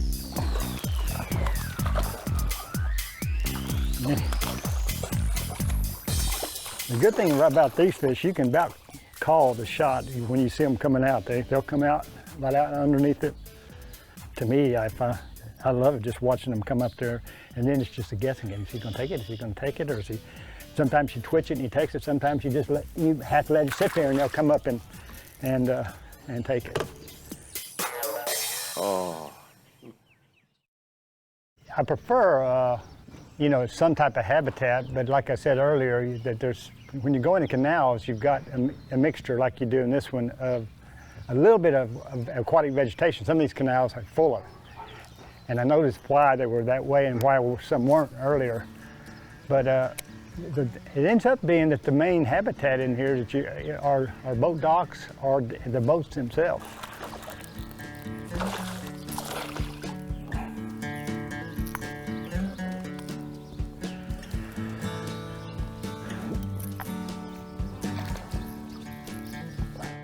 The key to learning the best canals, which canals warm the quickest. And some warm quicker than others for various reasons. The other key is depth. Some canals are holding decent water, so the fish might even be resident fish in there and never leave them. Of course, habitat's always a key feature.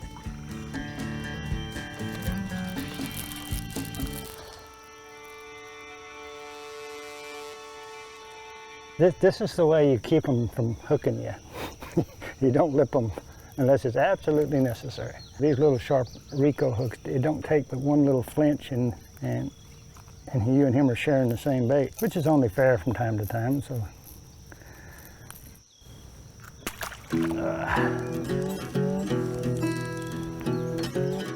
Canals in natural lakes are, to me, the whole key to many of those natural lakes to the largemouth population.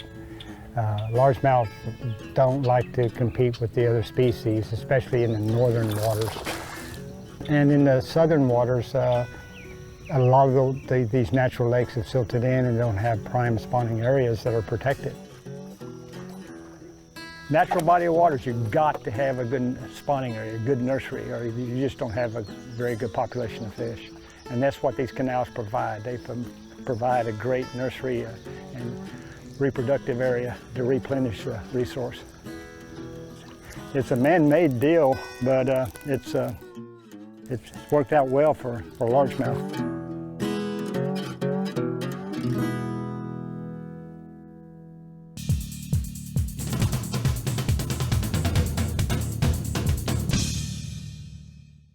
Here's a quick tip to get maximum vibration and movement out of your Zoom Super Speed Craw. It requires laying your bait down on a hard surface. Take the end of a Sharpie and put it right in the groove where the groove comes into the claws. Press down and remove the inside. As you can see, we've taken out a considerable amount of plastic. This is going to give that bait much more vibration in the water.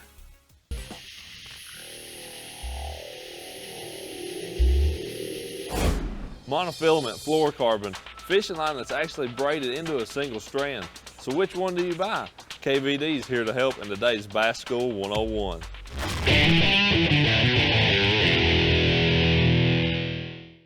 When you go into the store now, you have so many choices when it comes to fishing line. The manufacturers have done a great job to make the lines very specialized for certain techniques. And I really use three major types of line now. The monofilament, which we've had for a long time, fluorocarbon, which has really advanced my fishing, and now there's a lot of these super lines, the different braids that are available out there. And we're gonna break down what I think are the best techniques and tools for each type of line. Monofilament fishing line is probably what most anglers are familiar with. It's the least expensive, but it has some properties that are advantageous for certain techniques and not so much for others. What I like to use monofilament for is topwater. The great thing about mono is that it's buoyant, it floats on top, and it keeps your line on top of the surface when you're throwing a topwater bait. Because it has some stretch in it, when you're throwing a treble hook bait like that, it's good because, the fish are gonna have a little bit of give. It's gonna help you play the fish. Next is fluorocarbon. And fluorocarbon is probably the greatest advancement that I've seen in fishing lines in my career. It's low in stretch, it's denser in mono so that it sinks. That in itself makes it more sensitive so you can feel more bites with it. And the other great advantage of fluorocarbon is it doesn't allow the sunlight to reflect off it. It actually passes right through it. So in clear water, the fish can't see it. So anytime in clear water or deep water applications, I'm gonna have fluorocarbon tied on. And lastly, probably the fastest advancing category that I've seen in fishing line in a long time is the super lines, the braided lines. They're super low in stretch, almost no stretch at all. They're small in diameter for a heavy pound test. So, you know, if you're fishing super heavy cover, you know, flipping thick mats, throwing a frog up in lily pads and stuff like that, you can use a 65-pound test braided line like this, and it's the same diameter as, say, 15 or 17-pound test mono or fluorocarbon.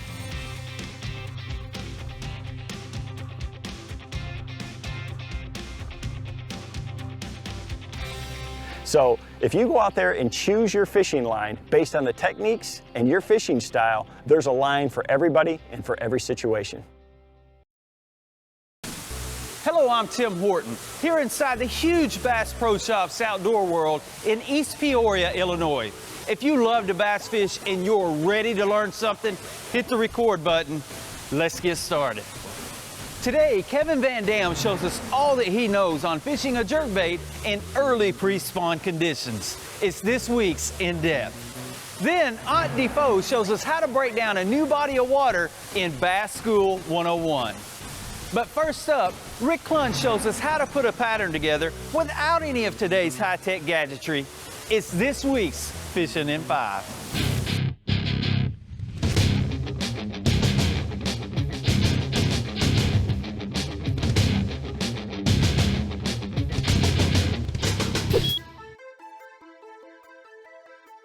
You see a lot of things with the young anglers now. They're so fortunate. They got so much information available to them.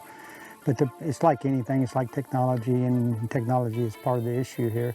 If used correctly, it can really be an asset. Used incorrectly, it can really be, work against them.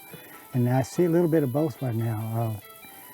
In the pioneering days, we had to kind of figure out seasonal patterns ourselves and really learn how to locate fish ourselves. That's still the biggest misconception I see with young anglers. They think if they can go to a pond and catch more fish than me, they're as good as me. They really do. But I could tell them, dude, hey, tomorrow I might catch more than you, and the next day you might catch more than me. I said, that's not the key. The key to fishing is locating them. In a pond, we got them cornered. Now all you and I got to do is see who can figure out what will catch them the fastest. I said, but now most of the time, if you're really, a lot of these young anglers want to start fishing tournaments. On tournaments, you're fishing big bodies of water. I said, there you don't have them cornered. So is there a tool you can use or learn that will kind of create that situation for you, will put you in the key areas in any given lake? And there is. It's called seasonal patterns. Oh, there we go.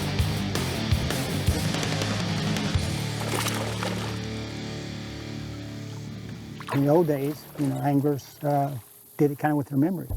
In my bass club days 40 years ago, guys would say, man, I remember a year or 2 years ago, this time of year, I caught them on the same kind of day, the same kind of temperature on this bait, pick it up, boom, they start catching them.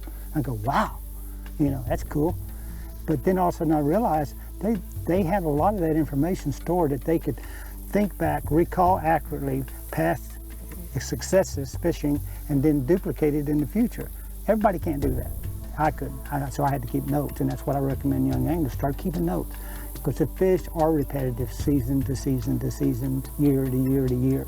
And so now what that does for you is, now if I'm going to a lake like we came here, I'm going to look at my seasonal patterns. They're going to point me to the areas of the lake the fish are supposed to be the most active that time of year. What that does for me now, it eliminates 80–90% of this lake before I ever even put the boat into the lake. And that's really, now I am back kind of in that pond situation that you're in. So, okay, I know they live in this area this time of year. Now, just like the pond, I got to figure out how to catch them best. There's a better one.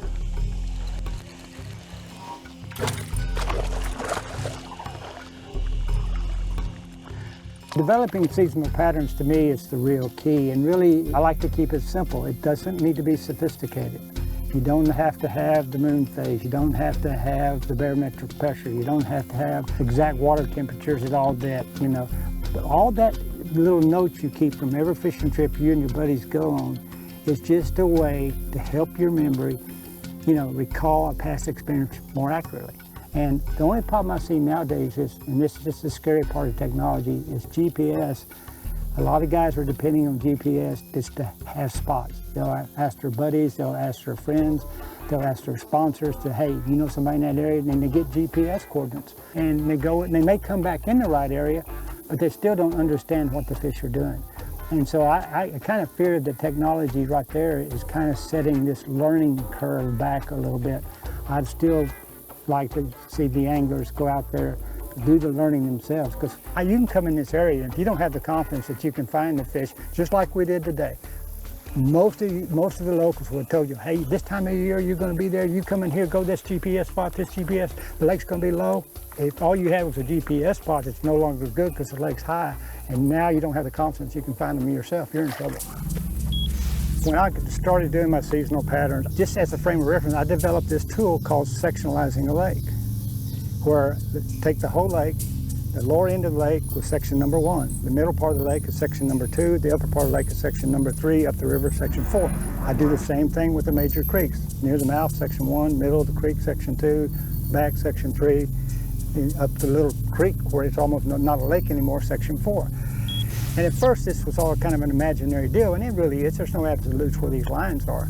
But in reality, you're dealing with depth and clarity. Those are different ecosystems, and it's based on depth and color, of clarity of water. And over time, that's why I've been able to apply my seasonal patterns to these sections, and that's all we're trying to do. We're trying to put you, the angler, in the most active fish in the lake for that time of year to give you a better chance in that limited amount of time to catch them. One of the most dominating techniques on any body of water is a jerkbait. But let's face it, getting the technique down, well, it can be an art form. But today, KVD is going to show us how to do it just right as we go in depth.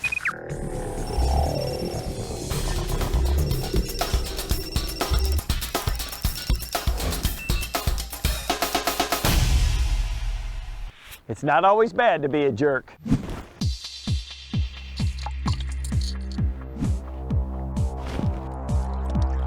Decent one. Smallmouth. That's one thing I love about fishing a lot of these northern lakes is there's a good mix of both largemouth and smallmouth in them. And during the pre-spawn like this, the fish will set up in the same place. Anytime that I go to a lake, anywhere in the country, and I see clear water, I'm thinking about a jerkbait. But in the spring of the year, during the pre-spawn, that's absolutely my #1 first choice. You know, if you can see down in the water at least 2 feet during the pre-spawn period, a jerkbait's gonna be tied on my rod. The lake I'm fishing today is really clear. You can see 10, 15 feet. They'll come forever to come and bite it. There we go. Here's a decent one.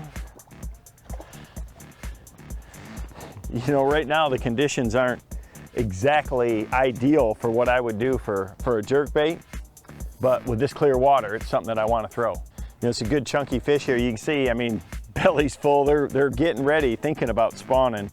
And you know, this time of the year, I love to fish a jerkbait when it's windy. You know, I've got clouds today, and any clear lake like this, that makes the bass tend to really want to look up in the water column, and that's where jerkbait is. You know, I mean, this bait's going to run 7 or 8 foot as a whole. But for the most part, when you're jerking this along, you know, you're trying to get it over the top of the bass. Now today, without much wind, the fish are a little more timid. I've already had 4 or 5 follows. I know it's still a good, you know, bait to find these fish with, but they're not quite as aggressive as they would be if we had a little bit more wind. So we'll see how it goes. Hopefully we'll get a little more wind. There's one. There's a good one. I love this time of year like that. They just come up and wallow. They really can't even jump in this pre-spawn. Look at that clear water. Another one following them too. These fish are just really feeding up. You know, in the south,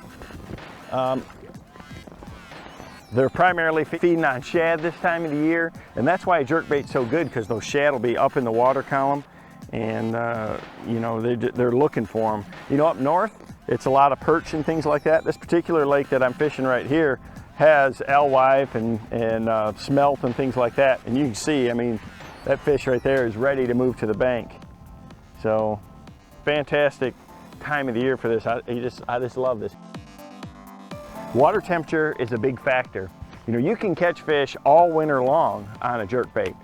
You know, one thing that I've seen is that the water temperature really never gets too cold.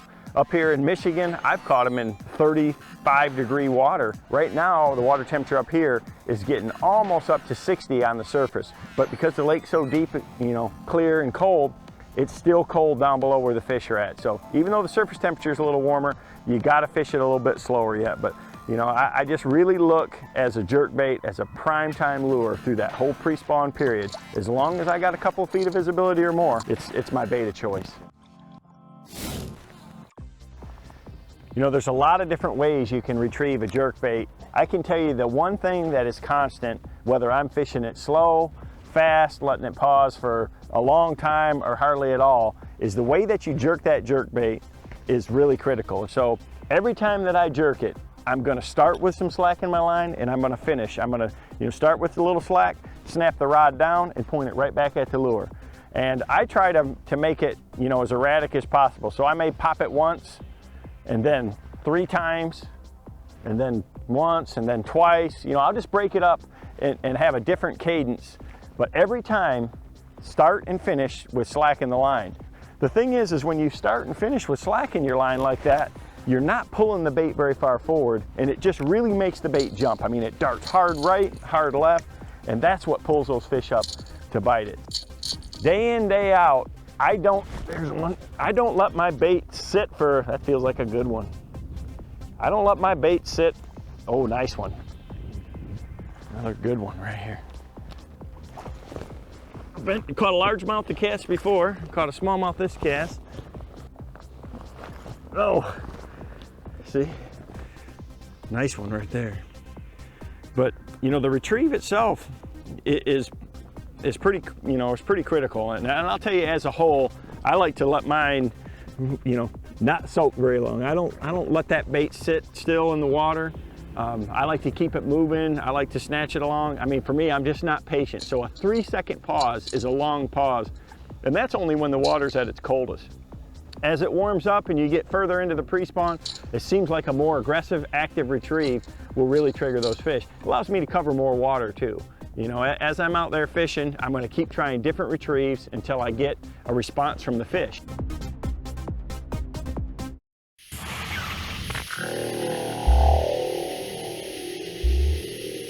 One of the things that I learned early on in my career was how important the cadence is when working a jerkbait. Now, the cadence is the amount of time in between the jerks when working the lure. I can tell you, it doesn't matter if you're fishing largemouth or smallmouth. I've seen times where you'd have a guy in the front of the boat, another guy in the back of the boat. They're working the same lure, but one guy's catching more, and I can promise you, it's all about the cadence. You know, when I'm fishing a, you know, jerkbait this time of the year, there's, you know, a lot of different things you fish. You know, I'm gonna fish points, I'm gonna fish, you know, edges of flats, I'm gonna fish bluff ends, channel swings, things like that. All areas where you think the fish are moving towards a spawning area. You know, a pre-spawn area, those fish are usually staged outside of a spawning flat, the mouth of a spawning bay, things like that. What I try to do when I'm fishing these jerkbaits though, is try to position my boat so that I can keep that bait over the top of where I think the bass is at for as long a period as possible. Where I'm fishing right now, it's kind of the outside of a big flat, and it just slowly tapers up onto the shallower water where the fish are going to eventually spawn. And along the edge, there's some scattered weed clumps, there's some scattered grass, and that's what the fish are staging on. I mean, they're just kind of holding out here. You know, they're anywhere from, you know, 10 to 20 foot deep on this grass edge, and I'm just kind of going along this edge, throwing at a quartering angle so that, you know, my bait's covering that whole zone. You're just trying to keep it in the strike zone for as long as possible. You know, the bait I'm using today is a Strike King KVD. It's my own signature jerk bait. It's a bait that I helped design. You know, it's the 300 series It's 4.5 inches long. And what I really like about this bait, it's got a weight transfer. In this clear version, you can see that weight transfer in it. So it really helps you cast it a long ways. But when it stops and hovers in the water, you know, when you stop it on a pause, it's going to suspend horizontally. I've got a whole box full of colors here. And what I try to do is pick a color that's the most natural, yet the most visible for the conditions that I have. So in crystal clear water, I like these translucent natural colors like this. This is a Pro Blue. This lake's got a lot of smelt, alewives and things in it. It looks very much just like the natural bait fish.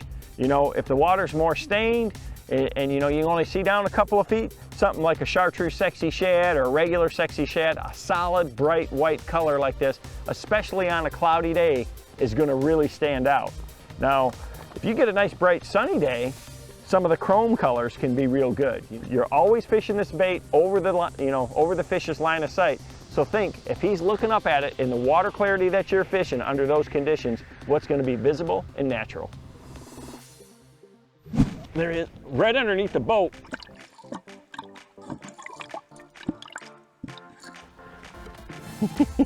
That's a pretty solid one right there too. Look at that. I love that when you catch them like that. They're nice and fat. Early season, you know, they get that red in their mouth. I mean, they can't even hardly jump. They just kind of wallow. But, you know, that's a good quality bass right there in a little chunk. You know, when you're fishing jerk baits, the equipment really makes a difference. So, you know, having the right action in your rod really makes a difference there. You know, I like a 6-foot 10-inch rod. It's got an extra fast tip to it so that, you know, when I snap that bait, it really makes the bait jump in the water. The handle right here is not so long that it's not hitting me in the chest or in the side, and it makes it a lot more comfortable to jerk that jerk bait all day long like that. So I like a high-speed reel because when I snap that down, I can just turn the handle, you know, once or twice, and I pick up all that slack that I snapped out of the, you know, out of the line right there that last time. The line is another thing that I think is very critical. You know, fluorocarbon to me is an absolute must for a jerk bait. You know, it's got less stretch than monofilament, and it really makes that bait jump even when you make a really long cast out there in the water. You know, most of the time when I'm fishing a jerk bait, I really want to get it down deep, you know, clear water like this. So I'm going to use 10 or 12 pound test fluorocarbon. But day in, day out, 10 or 12 pound test fluorocarbon, 6-foot 10-inch, you know, medium heavy action rod, something with an extra fast tip and a good high speed reel, and you're ready to go jerk baiting. There he is. You know, today I'm throwing this bigger size jerk bait. You know, early in the spring during the pre-spawn, bigger baits seem to be better. You know, all winter long, there's no, you know, no new forage out there, so the gizzard shad are bigger, everything's a little bit bigger. And then later in the year, you know, I'll go to smaller jerk baits, but now this bigger 3-hook version, you know, it runs deeper, it's got a big profile, it's a big fish bait. There's one. Feels like a good one.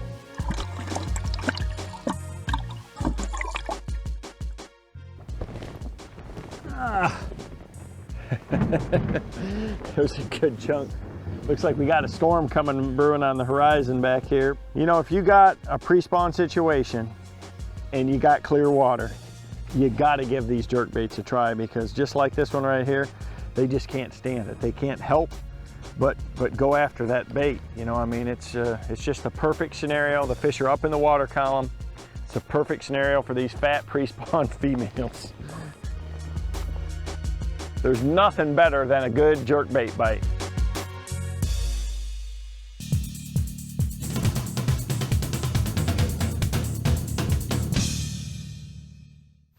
Now here's a real useful tool to determine what depth range you might be catching your fish in that day. Simply, I put the lure at the surface and I let it start dropping. 1 foot, I still see it. I can see it at 2 foot. I can still see it at 3 foot. I'm loosening it right there about 4 foot where I can't see it any longer. Okay, I can see that bait about 4 foot deep. Then I kind of just, again, add a little formula in my brain, multiply it times 3 or 4. So it's 12 to 15 foot is probably where I'm going to catch my fish in today.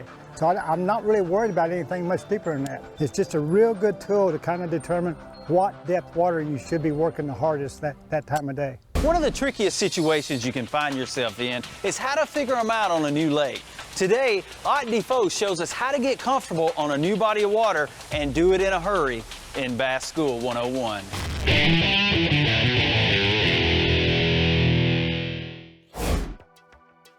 One of the questions I get asked the most is how do I find fish on a new body of water? And for me, it's kind of a two-step process. I want to get as much information about the system that I'm going to while I'm at home planning my trip to go there. I want to know what type of body of water it is. Is it a natural lake? Is it a highland reservoir? Is it a lowland lake, or is it a river? You know, and if it's a river, is it a free-flowing river, or is it a river that has dams? Is it a tidal river? There's a lot of different types of rivers out there. I want to know what type of system it is, because fish that are in different bodies of water are going to react differently. You know, fish in a natural lake, they don't really have current unless it's anything generated by the wind. Fish that are in a river type of system, they're all about the current. That is their lifestyle. It has everything to do with the way they live. So knowing the type of system you go to is one of the very key pieces, you know, a fundamental part of that for sure. The second part that I want to be following while I'm at home for a couple of weeks leading up to that event is what the weather and the water's been doing. Has it been a really wet year? Has it been a warm year? Is it going to push the spawn up? Is it going to hold them back a little bit? I want to know what those kind of conditions have been. Checking the weather's one thing, knowing that it's been rainy, but if it's a system that's got rivers flowing into it, you can go to USGS government website, and almost any decent sized river in this country has some river gauges on it somewhere. And you can go to that website, you can see what the water level is, what the current levels have been, if it's been high, if it's been low, if it's been kind of normal. Then once you get there, knowing what those rivers have been doing, it's going to kind of give you a ballpark of what those fish should be doing. But once I actually get to the lake, there's two things that I want to know. I want to know what the water clarity is, and I want to know what the water temperature is. Those last two items are almost as important as everything else put together. Knowing if the water's clear, you know, the fish are going to be a lot more wary. You're going to have to really trick them a little bit more. And what the water temperature is doing, that really dictates a lot of things that a fish does. You know, when they spawn, when they move out deep, and their kind of feeding times of year. So knowing those last couple items are extremely important. That's where I'll start my search. Hello everyone, I'm Kevin Van Dam, and today we're coming to you from inside the gorgeous new Bass Pro Shops Outdoor World in Little Rock, Arkansas. Today's show is loaded with knowledge, so let's get right into it. Hey, many lakes have vast fields of lily pads, and it can be intimidating when you look at all that habitat and know where to start. Today, Edwin Evers is going to show you 3 ways to make lily pads your best friend. It's today's in-depth. Then, crankbaits come in so many shapes and sizes. How do you know which one to choose? Well, today, Timmy Horton's going to break that down for you. It's today's Bass School 101. But first, I want to show you how I love to fish a jerkbait super fast and then slow it down and kill it. It's the best of both worlds. And it's today's Fishing in 5.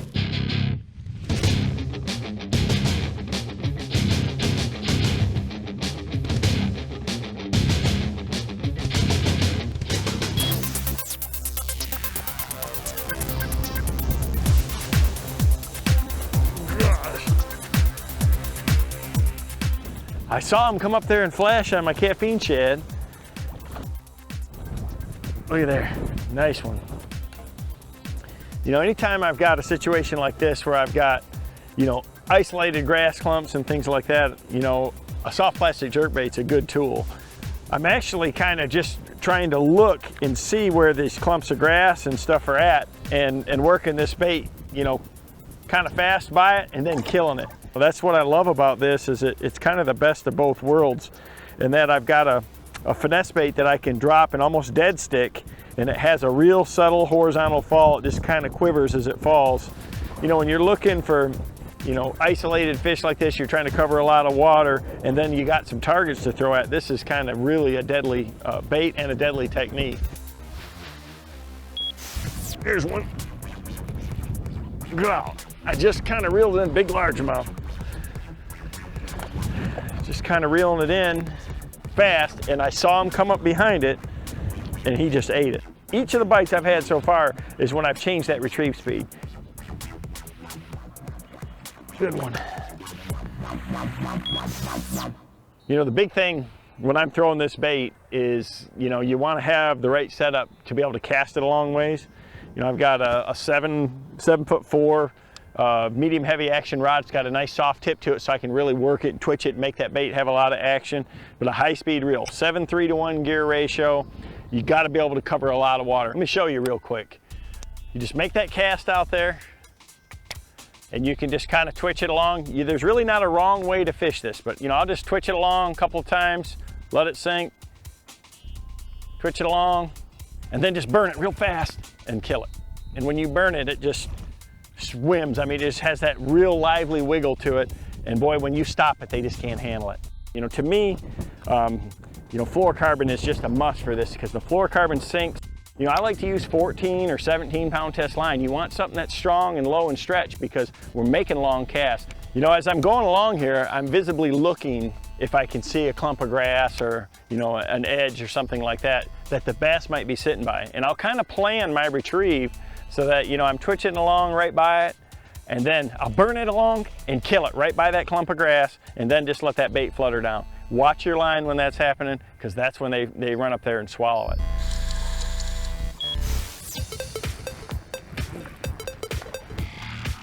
Good one. I turned my head to look the other direction. I've been looking for these grass clumps. Another good one.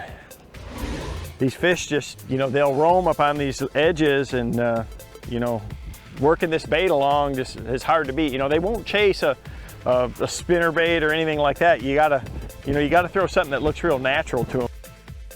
Or, you know, plain watermelon red or watermelon blue or this KVD Magic. When you slow the bait down are what really get them to just commit to the bait and swallow it. You know, the thing about this caffeine shad is it's really soft, so you want to use the right hook. You know, I'm using a 5/0 offset Mustad Ultra Lock hook. It's got a Z bend to the front, and that really locks this bait on. You're just going to run that in there about 1/4 inch, run it out, lock it up into there, and that way it won't slide down on the hook. Lay the hook against the side of it, so I know it's got to go through right there to be perfectly straight. Run it dead center through the middle of the top. Put that hook point in, that way it's weedless and it's perfectly balanced. It's going to be real erratic that way. You can really make it lively, and then when you kill it, that's when it's lights out. Golly, there's a good one. Big smallmouth. A lot of times when you're reeling it in there and you know that caffeine shad slides up the line, you know they got nothing in their mouth but the hook. Got him kind of a weird way, right through the bottom. I mean, look at that. Just a solid fish. Any time of the year, you know, that these fish move up on the flats like that, the water's kind of clear, it's hard to beat that bait. Nice one. That's why to me this bait is the best of both worlds, because there's two distinct ways to fish it, and I can do both on the same cast. Right on the grass. You know, when you pull up to a field of lily pads, it can be intimidating to know what lure to fish. Today, Edwin Evers is going to show you how to get it done. It's today's In-Depth.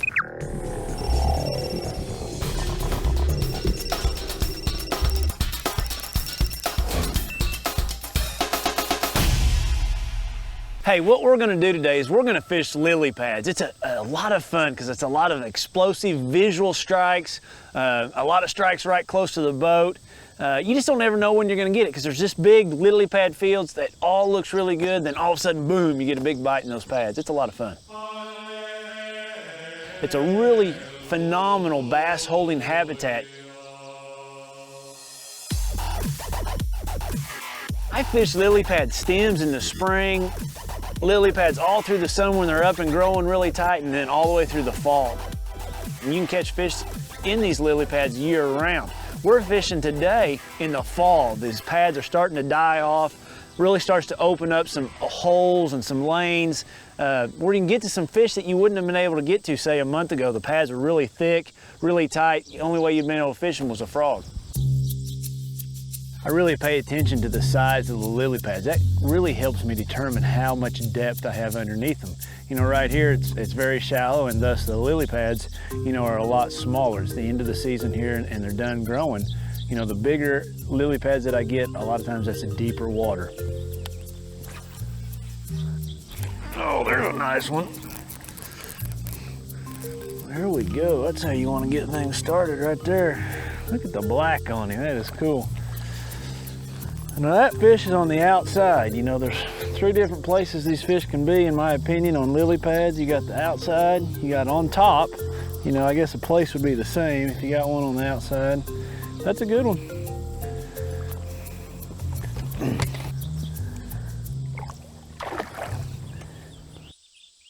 There's really kind of 3 different ways that you're going to fish lily pads. You're either going to fish that outside edge or up on top of them, or you're going to be flipping them. So I'm going to be using 3 different baits, you know, either a spinner bait on that outside edge, or maybe a buzz bait, something like that, or, you know, obviously a frog on top, or I'm going to catch them underneath the pads, you know, still up in there, but I'm going to have to be flipping them. So I hope to get that pattern figured out today, and then hopefully pass some of those tips on to you.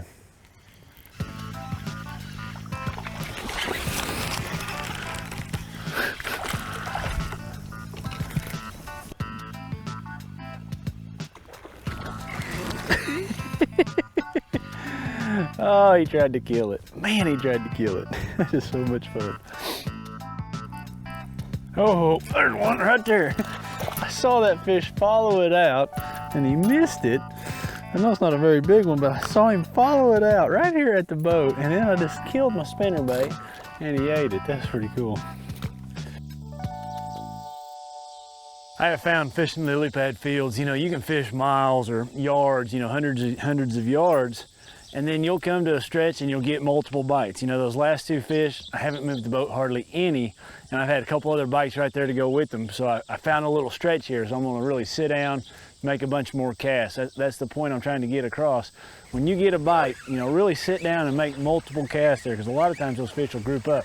There may be a little harder area, you know, under those pads, or a little bit, you know, 2, 3, 4 inches deeper. You know, I don't ever know exactly what it is, but, you know, really sit down when you get a bite, because you could get a bunch more. Oh, there's one right there. Man, it's fun when you see those possible without bringing it over the top of the lily pad. Oh, there's a good one right there. Yeah, yeah. All right, man, he ate that spinner bait. That is so much fun. I like it. When you find that stretch, that 50, 75, 100-yard stretch that's holding bass, don't forget to turn back around and go the other direction. A whole new set of lanes, holes, casting angles is gonna open up, and you're gonna pick up a lot more fish than just always going one way through those key areas. I don't like deep lily pads. I've seen lily pads that'll grow outside edge out in 8, 9, 10 foot of water. I've never been able to catch bass when it's like that. You know, for me, I target lily pads that are 5 foot or less. Just keep that in mind. Oh, there's another one. There's a nice one too. Oh, man. Not as big as them other ones, but still a nice one. He ate it good.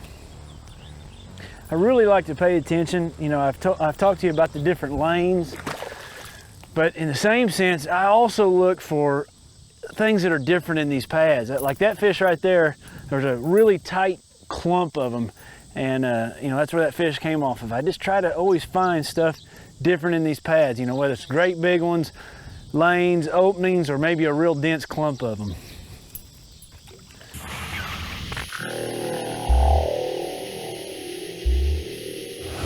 Growing up in Michigan, most of our lakes have lily pads. And one thing I learned a long time ago is that the bass love them all season long. The real trick though is figuring out if you can cover water and fish fast and get the fish to react to your baits, or if you gotta slow down and get right down in the heart of those thick pads to make them react. That's what Edwin's showing you today. Hey guys, here's some baits that I use when I approach lily pads. I've got to think about when I'm fishing these lily pads, what are those fish willing to do? Where are they? Are they way up super shallow? Will they come up through the pads, get something on top? Or are they gonna relate to that outside edge? So the baits that I'm gonna use when I approach lily pads is really pretty simple. One of my favorites, just a Zoom Z-Hog Junior, you know, black, white, When the water's a lot clearer, I'll go with like a green pumpkin or a watermelon candy, but this bait works really well if I've got holes in the pads, lanes, a lot of lanes, or maybe on the outside edge. I can cover a lot of water. I can see where those fish are. If the pads are a lot thicker, then I'm gonna have to go to a topwater frog. This right here is just a Mega Bass Pony Gabbit. Works really well when those pads are really, really thick and those fish are willing to come up to the top and eat that. If I have, holes again, a swimming jig's a bait you've got to have tied on when you're fishing pads, that outside edge or swimming it through those holes. A lot of times those fish don't want to come all the way to the surface, and that's when that swimming jig really, really works. Spinnerbait, another must-have for fishing lily pads. A lot of times those fish are feeding on shad and they don't want those frog type imitations, and you got to be able to throw a spinnerbait on that outside edge or just really pitch it in little bitty holes and let it flutter down. Same thing with the buzzbait, just something that you can cover some water with, outside edge type things. And then if they're just not willing to chase, if they're not willing to chase one of those baits, or the pads are really thick, you've got to have a flipping bait. Like this right here is my favorite, a Z-Hog Junior. Black and blue is always a great color, fishing lily pads. But you give me those baits right there, those 6 baits right there, and I can go fish anywhere anywhere there's pads across the country. There's one. Oh, nice one. Yeah. Man. Golly. Man, that's such a vicious strike when they hit that spinnerbait. It's skinny. Kind of typical for the fall. Just fish are a lot of times skinny, they're just always kind of all bruised up on this side too. One thing I think really important, whether you're throwing that frog or you're throwing a spinnerbait or you're flipping these pads, is your equipment and heavy line. I'm using 20-pound fluorocarbon on the spinnerbait. If I was throwing a frog over the top, I'd have braid, and a heavy action rod. Flipping, I'd have braid. You've got to be able to cut those stalks. Those stalks are really hard on you, especially you get a really big fish coming through there. You need to have good, heavy equipment to get those fish out of there. I have found fishing lily pads a lot of times, those fish are so accustomed to any disturbance on top of the water, they really know when my boat's approaching or if my boat's coming down through those pads. So it's important for me, a lot of times when it's really calm, to make as long a cast as possible, to get away from your boat. And you'll get a bite immediately when that frog hits the water, that spinnerbait hits the water on those long, long casts. So keep that in mind and try to make long casts. You'll be amazed how many fish will bite away from your boat. What I really like to do in these pads to try to keep quiet, I'll trim both my motors up. I'll take my trolling motor out, I'll lift my big motor up, and I want to let the wind drift me down through it. Once I figure out what depth or how far in these pads they are, or let's say I'm in a pocket and the wind's blowing out, I'll idle all the way to the back of that pocket, lift everything up, then let that wind just drift me. You'll be amazed how fast, how easy it is to go over all those pads with everything out of the water, your big motor and your trolling motor, and you can really get in close to those bass without scaring them. Oh yeah, that's what I'm looking for right there.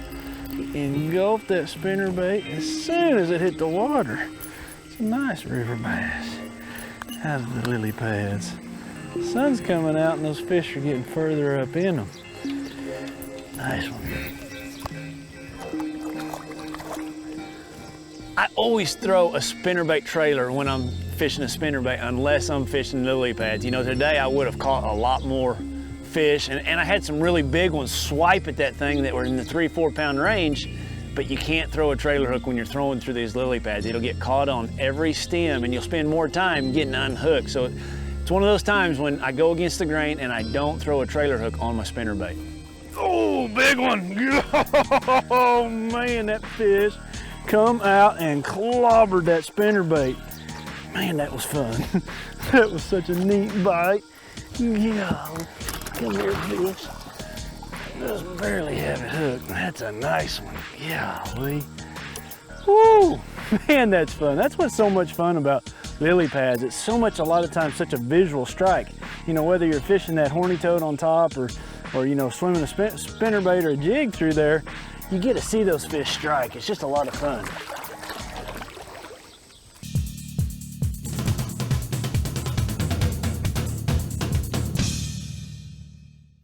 Hey, I think all bass fishermen understand the importance of scent. You know, and anything you can do to give yourself an advantage out there is something that you want to add to your lures. I really like this fish stick scent. It comes in both shad and crawfish, and it's kind of like a chapstick type design, so it's not going to really wash off. You know, when you're dragging a jig along and the bass gets up close to it, scent is going to make a big difference because he's going to be able to actually smell it. Any chance that you can get to put the odds in your favor is something that you want to do. So fishing with scent, for me, is a must-do. You know, crankbaits are usually one of the first lures out of the rod box on my boat. But on any given day, how do you know which crankbait to tie on first? Today, Tim Horton's going to break it down for you in our Bass School 101.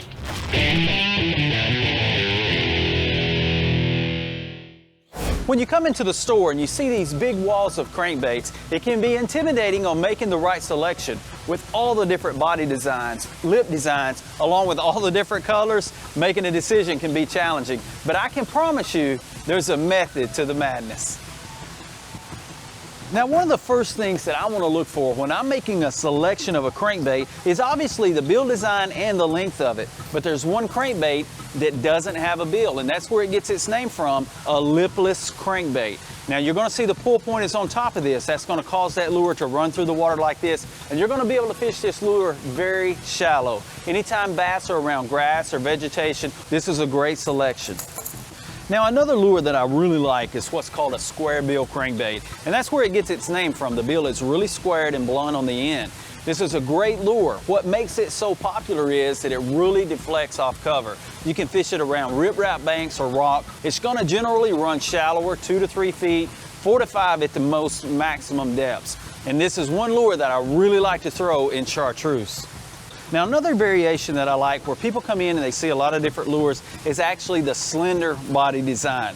This lure is going to run really tight. It's going to have a really tight wobble when it's diving down, and that's an action that bass are used to seeing shad make in a cold water situation. So remember, a thin lure is better in cold water.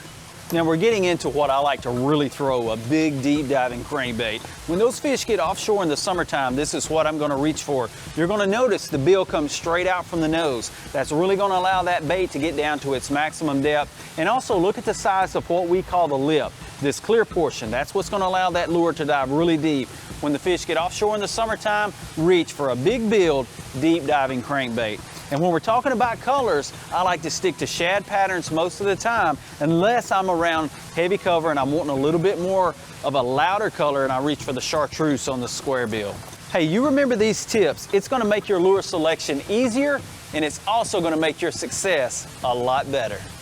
Hi everybody. Can you believe it? I'm standing right next to one of the original Bass Tracker aluminum boats. This is a boat that got it all started. You know, I've got a lot of fond memories out of a boat like this. Caught a lot of bass. You know, and speaking of bass, we've got a great show for you today. Let's get started. Today, Kevin Van Dam shows us a seasonal pattern that will have you ripping crankbaits through shallow grass, just like this 7-time Angler of the Year. It's today's in-depth. Then, Rick Clunn shows us how changing to stronger hooks that won't break on rocks can make all the difference on your crankbaits. It's today's Bass School 101. But first, when things heat up in the summertime, fish retreat to cooler, deeper waters. Tim Horton breaks down how he catches them on large swim baits at this time of the year. It's today's Fishing in 5.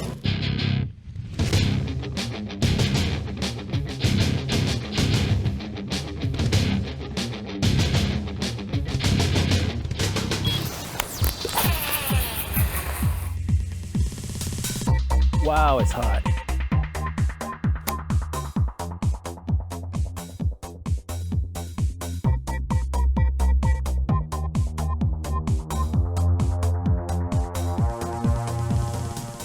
There we go. Oh, that's a good one. Oh, goodness gracious. What have we got? I bet that's a big smallmouth. Oh, yeah. Sweet. Man, this fish got him a little under the side. He just kind of popped at it, but I had a fish bite before that one did. So I know there's a school there. Gorgeous. Hey, when you hear people talk about swim baits, you think near the surface, but they work just as effective down deep. And let me tell you, the big ones get on it too.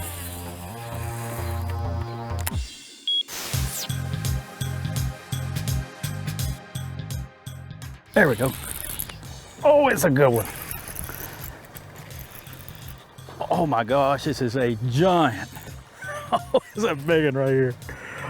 Oh, big lures, big swim baits. Catches, big ones. Look at this tub. That is what you get when you fish these big baits. Man, he took it too. Wow, did he take it deep. Look at that. That's what you get. Swim baits are known for catching fish deep, and guys, it doesn't have to be on the surface. That is a big one. Remember, one of the biggest tips on this, be paying attention, especially during the fall. When I pulled that lure up and it started falling, boom, that's when that fish bit. So be ready. These fish are gonna bite on the fall. Another thing that's real important with this is I don't like to use real heavy line. This is 16-pound fluorocarbon shooter, but it's a little bit thin for 16. It's the equivalent of a lot of 14s and things like that. You've really got to have that bait working for you.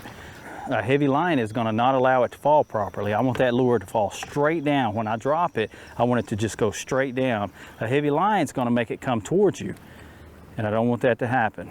So remember, use a smaller line when using this technique. There he is. Oh yeah. Coming up. Oh, another big one. I tell you, this thing will catch a big fish. Oh, he's barely hooked. Barely hooked. Oh yeah, I'm talking about skin hooked right on the outside.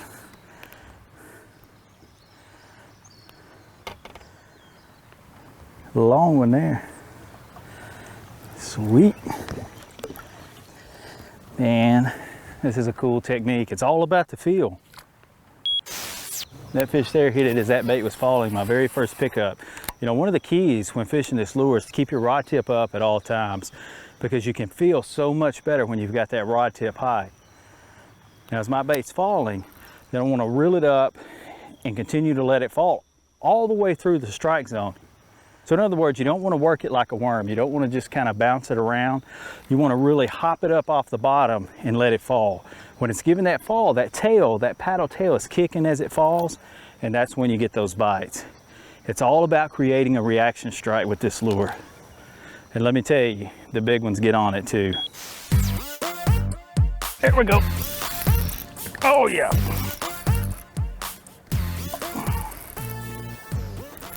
Right on the fall again.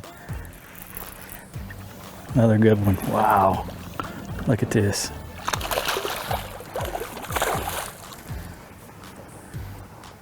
They are there. And that is the lure they're wanting. Sweet. That is a nice one. Gorgeous.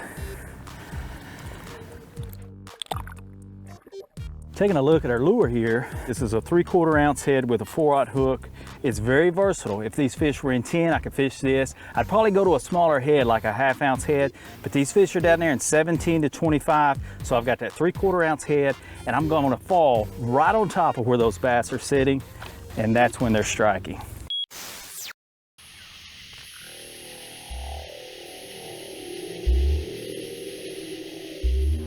Seasonal patterns are an effective starting point in understanding where bass will be at certain times of the year. But paying attention on any given day is a real key in finding the bigger bass. Kevin Van Dam shows us how he does it in today's In Depth.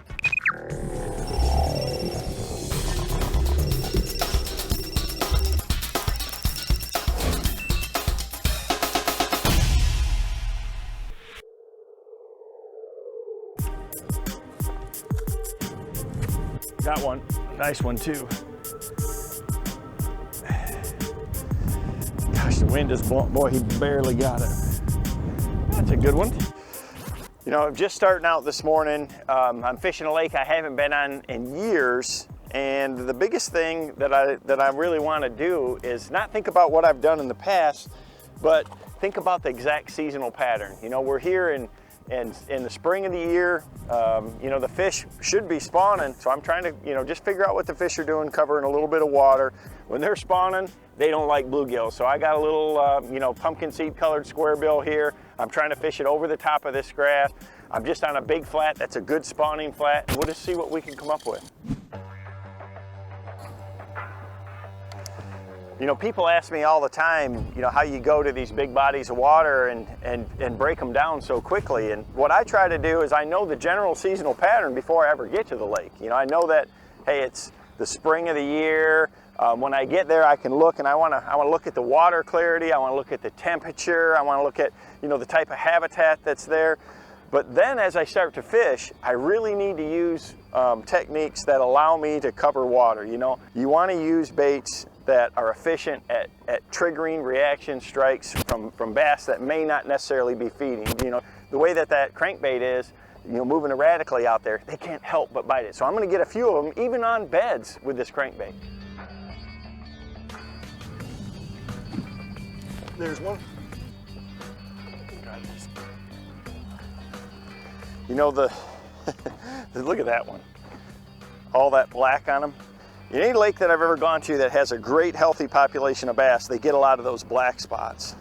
You know, driving up here this morning, I really had no idea exactly what stage the fish would be in 100%. But what I do know is that I watch the weather real close. The weather's been really warm this past week. It's been in the 80s all week long. Before that, it's been colder. So I needed to assess real quick at where the weed growth's at. You know, I saw a 70-degree water temperature, the water's good and clear, and I saw the grass is halfway to the top. So I knew that, you know, the weed growth is coming. The fish should be in some stage of the spawn, but I've got to still find exactly where they're at. If they're spawning way up shallow tight to the bank, if they're more spawning on the main lake, and that's where it comes down to that search time on the water. Here, there's one. Every time I get a bite, it's really critical to analyze exactly what happened. You know, not only, you know, what structure he was on, was he close to the drop-off, was he on the inside weed line, exactly where the fish was at, but how he took the bait too. You know, I mean, if these fish are really spawning and they're coming off of beds to hit it, they typically aren't going to come up there and kill it. And several of the fish that I've caught have been just barely hooked with one hook. And they always seem to be biting it right after I rip it out of the grass or when I stop it. So that gives me clues to say, you know what, these fish probably are on beds. You know, this area that I'm fishing right here, I've got a deeper water, kind of a bay or a trench that actually goes up into this flat.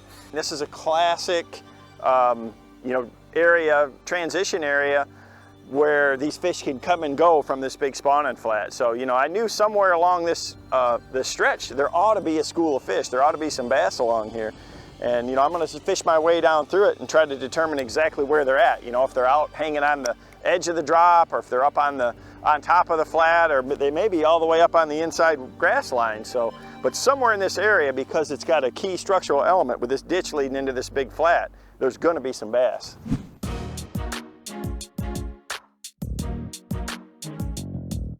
You know, a big part of looking for fish, or when you're hunting and trying to find where the bass are at, is looking at the exact conditions and trying to determine what's going to be the best presentation for them. You know, right off the bat, the big thing that I look for is I want to see the weather pattern. You know, today we had a big front come through last night, and we're supposed to have a bunch more storms this afternoon. We've got a lot of wind.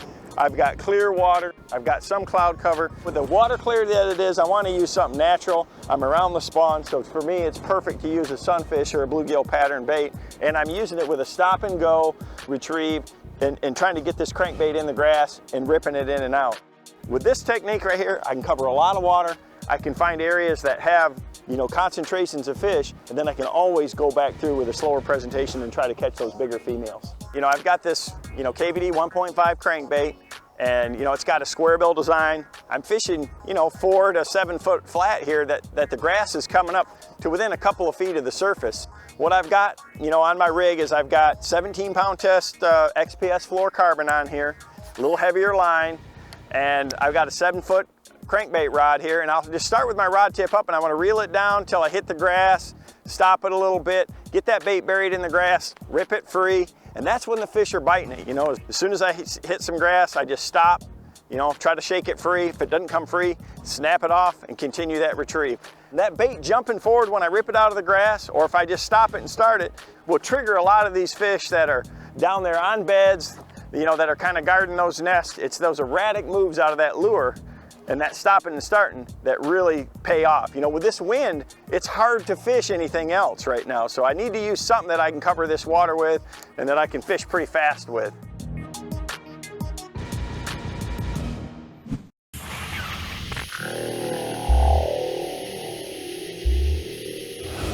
Paying attention to those subtle changes during the day can be a real key in catching that quality bass you're looking for. You know, on a cold spring morning, I'll typically start off with a small, tight wiggle crankbait with a slow retrieve. But you know, I'm going to have a rod rigged up with a big, more aggressive style crankbait, because if I notice a subtle change in water temperature, I'm going to throw the bigger bait, trying to get that big bite that I'm looking for. I knew I'd catch one pretty soon.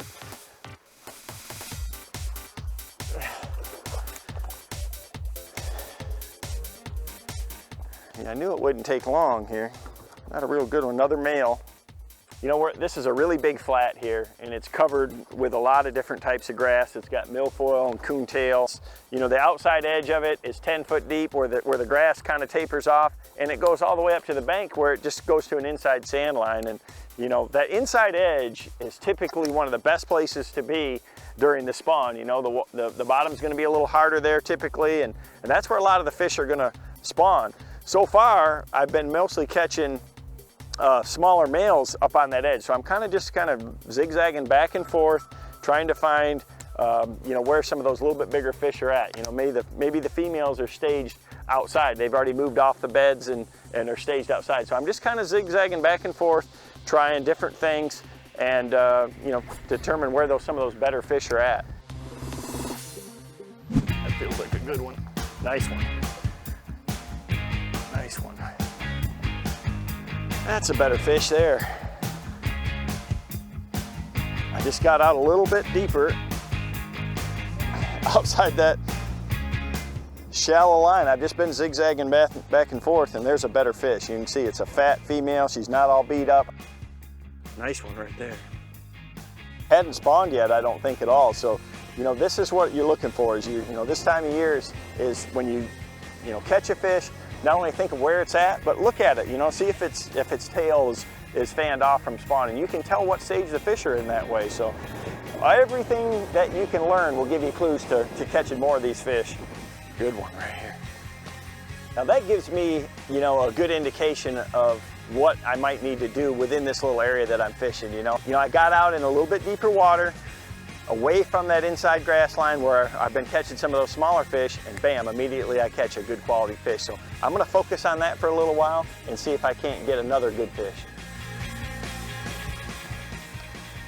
It's all about the seasonal patterns, and we're starting to dial it in now. Well, just like I was in the grass, but look at that nice fat one right there. You know, the spawn phase, or the spawn seasonal pattern, it's pretty diverse. You know, you've got the pre-spawn period, and what happens there is a lot of these fish are gonna be staged outside of these bigger flats. They're gonna concentrate on those outside weed lines, and they're wanting to move up here and spawn, but they're just waiting for the right conditions. You know, as the water warms, they get up here shallow, they may go all the way to the inside edge, they move up into that thicker grass, that's where the warmest water's at, that's where the hard bottom's at, and they're gonna spawn. Once they get done, they start to move back out. They start to filter back out across these flats again and go towards, you know, their summering areas. In the summer on these natural lakes, the seasonal pattern can be very diverse. You know, a lot of the fish are gonna really focus on that deepest outside weed line. That's where a lot of the bluegills go. That's where the food's at for them. And even beyond that, there's deeper structure that they move to. You know, rock piles, wood piles, things like that, outside of the grass line. And then there's always some fish that stay up in the thickest slop grass, you know, lily pads and matted grass. They're always gonna bury there. That's good shade cover. There's always bluegills and stuff up there too. So you got diverse patterns in the summer in these northern natural lakes. But this time of the year, in the spring, it's one of my favorites. You know, most all the fish are up shallow. You know, they're not scattered out, and it's a great time of year to catch some big fish. So to really break it down, you know, we came out here with a general idea of the seasonal pattern. We put together a good pattern based on the conditions today.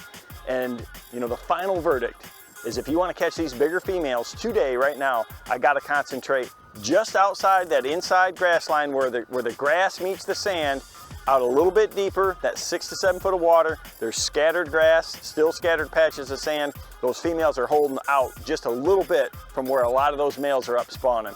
That's how I caught those bigger fish. Great big one.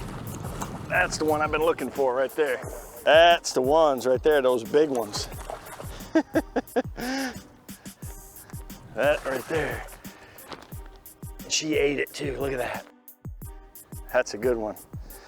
You know, everything that I do when I'm looking for bass is based around those seasonal patterns. So, you know, you just keep putting the pieces of the puzzle together, keep letting the fish tell you what you're doing, and eventually I'm gonna get to these big quality fish like this. The fish are always gonna tell you what they're doing. Awesome fish.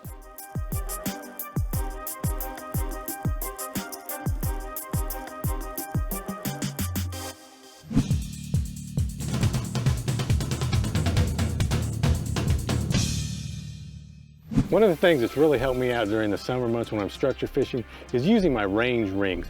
What this does is it'll actually put rings on your screen, which tells you the distance from a target. Say you've got a waypoint of a brush pile or even a rock pile. This will allow you to come up on that brush pile, know which direction to throw, and when it's within casting distance. Sometimes bass hang out in the roughest, scraggliest old rocks you've ever seen. These rocks can be murder on your hooks. Start by choosing a quality hook and checking often to make sure it's sharp. Rick Clunn tells us all about it in today's Bass School 101.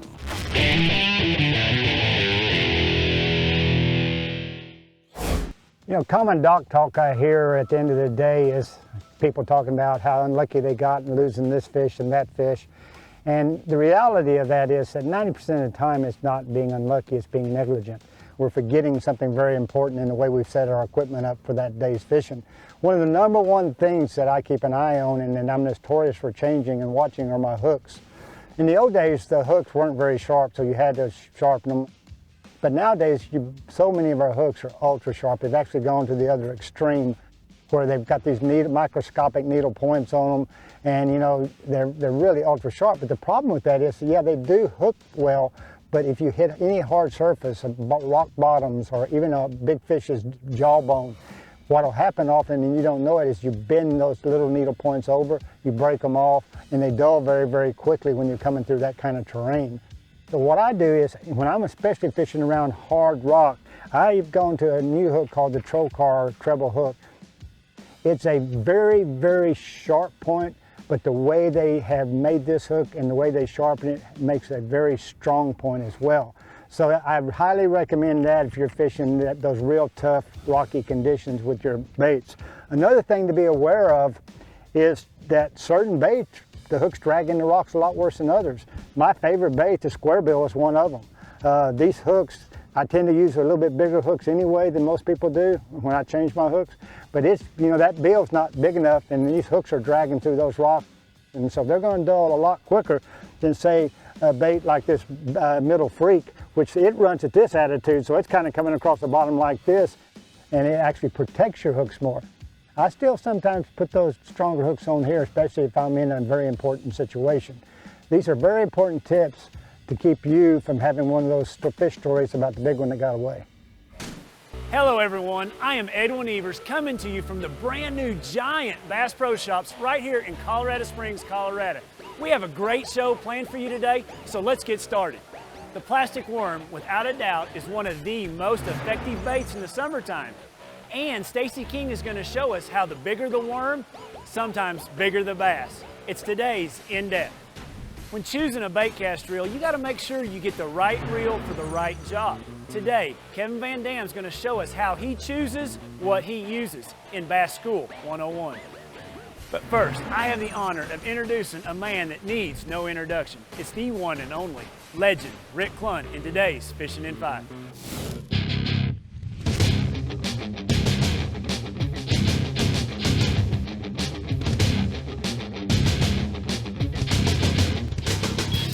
Yeah, today I'm going to teach you something about topwater.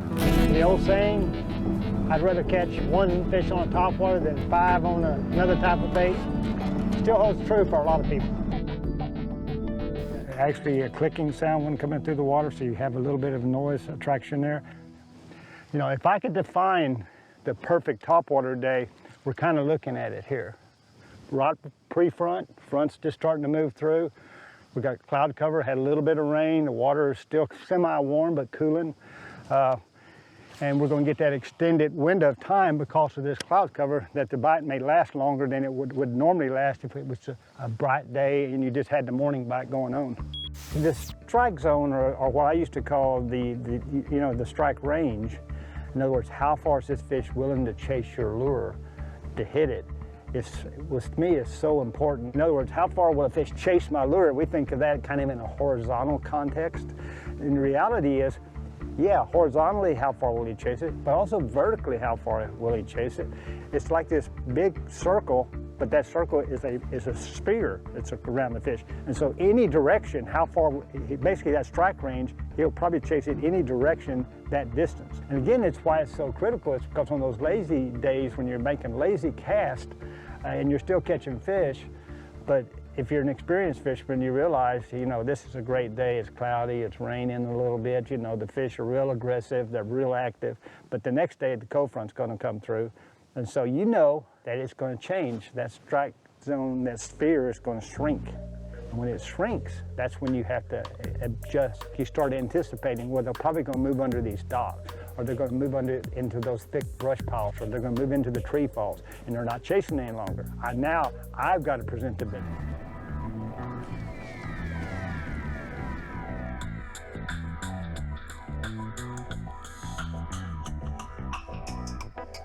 A lot of times when I'm fishing a place that's real gnarly like this is a big old rock pile out here, and man, you could get hung up real easy. And a lot of times what I'll do is I'll just cast my worm out there, and I may be using a 1/2 or even a 3/4 ounce sinker. And what I'll do is let it go to the bottom, and then I just pick it up off the bottom and I just swim it back right above the bottom. I don't drag it on the bottom, I swim it along. And those big bass are aggressive. They're gonna come and get it even though it's not right on the bottom. And a lot of times that's the retrieve, or that's the type of speed that those big bass want in the summertime. Now that's not to say that sometimes they won't hit it crawling on the bottom too, but I like to swim that thing. I get an awful lot of big bites doing that. There's one. That one's got some stout to him. Man. That's a good one there. Come on up here. See what you look like. Oh yeah. Come here, baby. Oh, big old fat one. Look how fat that fish is. Man. Look at the chunk on that thing. I mean, that bass is about 16, 17 inches long. I bet he weighs 4 pounds. What a toad. I'm gonna release her back. Then I'm gonna show you what I've been using. Oh man, talk about a fat one. You know, I caught that one on my Texas rig. You know, I probably prefer to fish a big worm on a Texas rig, but there's several different ways to do it. But I'm gonna show you a little bit about each one.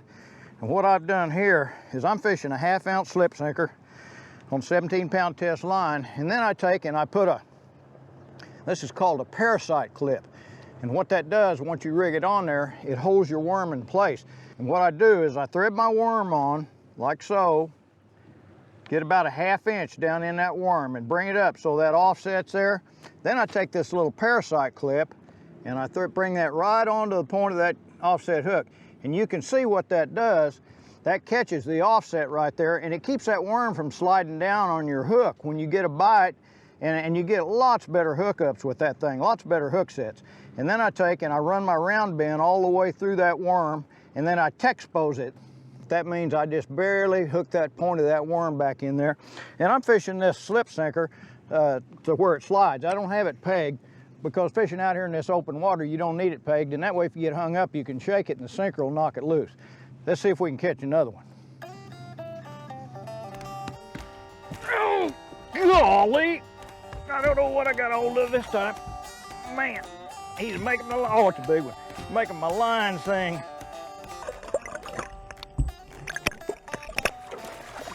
Come here.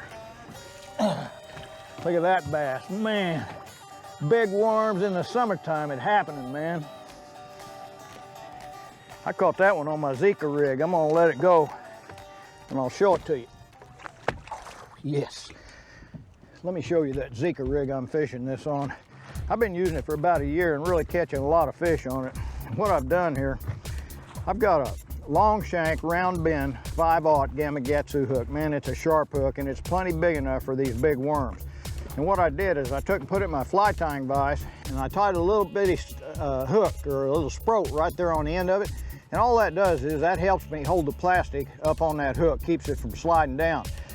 Then I've got 2 split rings on here. I've got a number 3 and a number 1. The 3 goes through the eye of the Gamakatsu and the number 1 goes through the number 3. And then you put a bell sinker on there. I've got a 1/2 ounce bell sinker on this one.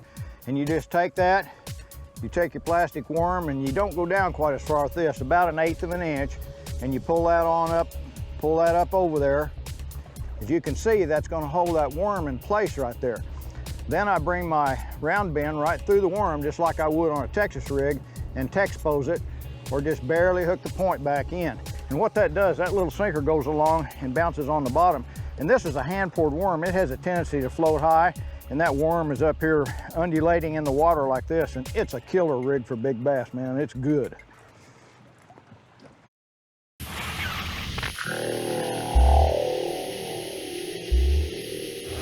My favorite 2 big worm rigging techniques are 1, the dragon head, like the Bass Pro dragon head, that makes that worm stand up, and then just a regular Texas rig. I use the Texas rig when I'm throwing in brush piles or standing timber, heavy cover. I use the dragon head, the stand-up head, when I want to use it out on structure, rocks, ledges, those kinds of things. That's the difference, and that's the areas that I use those 2 rigs. Here's a few of the big worms that I like to use. You know, these are all 12 or 13-inch worms. This one's 16 inches. And this is a Bass Pro Shops 12-inch squirm worm. That's one of my favorite worms by far in hot weather. I mean, I've caught so many big bass on that, you can't imagine how many. And then this is the go-to 13-inch paddle tail worm. In the last couple of years, I've really had good success with that. It's a hand pour, and man, those bass like it. There's a Berkeley 12-inch power worm. That's been an old standby for years. I've caught lots of fish on it, and you'll laugh at this one, but it's a 16-inch go-to worm, and I don't hardly ever use it unless I'm in certain situations. But if I'm in a real good active school of fish, sometimes I feel like I can put that big 16-inch worm on and I'll catch the biggest fish in the school. I've caught lots and lots of 5-pound plus bass on that 16-inch worm. But that's the ones I like to use. And as far as colors go, you can see I'm pretty partial to the plums, the fire and ice, and colors like that. I like something that flashes in the summertime. I'm fishing in water that's got clarity, you know, 2 or 3 foot or less, or, you know, 3 or 4 foot or less. It's not real clear by any means, so I want something that flashes and those fish can see it from a little ways. But these are the ones that I really like. They're really my favorites. There he is. Oh, man.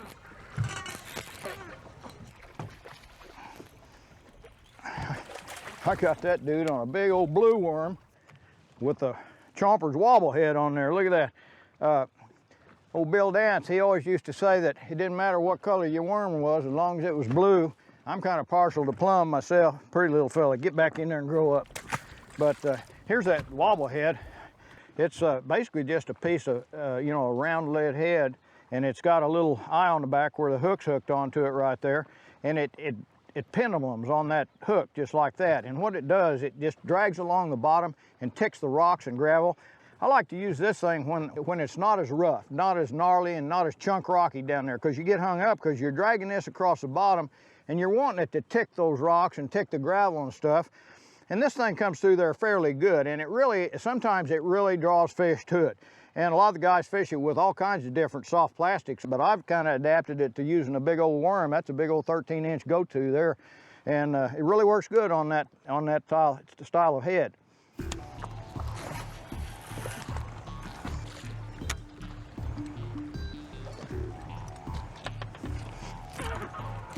Come in, grow. Here's the other rig I wanted to show you. A lot of the guys on the Pro Tour use this rig. They'll take a football head. This particular one is a 3/4 ounce, one of Terry Oldham's screw lock football heads. And they'll fish their big worms on that. And what you do is you take that big worm and you thread it up on there. That's a fairly short shank 4/0 hook, and you thread it up on there, and then you just screw it on that screw. And once you get it on there, it's not going to come off. And the reason the guys like that football head so much is because it gets down there and it really disturbs the sill on the bottom and ticks around on those rocks, and it brings fish to it. You know, they hear it and they sense it with their lateral line, and they'll come right to that. And it's a pretty efficient way to fish a big plastic worm. Got it. Oh, man. I mean, that big 13-inch worm will catch those babies. Come here. Come here, baby. Yeah, keep jumping, keep jumping. Look at that. All right. As far as the equipment goes, when I'm fishing these big worms, I use the same thing I've been using for years. This is a 7-foot heavy action carbon light rod, Bass Pro carbon light rod. And I've got a 6.4-to-1 gear ratio Johnny Moore Signature Series reel spooled up with 17-pound XPS fluorocarbon. You know, I might accidentally go to 14-pound test if it was water was real clear or something. Probably not though, and I would often go up to 20-pound test if I'm fishing around some really heavy stuff and there's a lot of big bass present. But my favorite is 17. Generally fish 17 most of the time.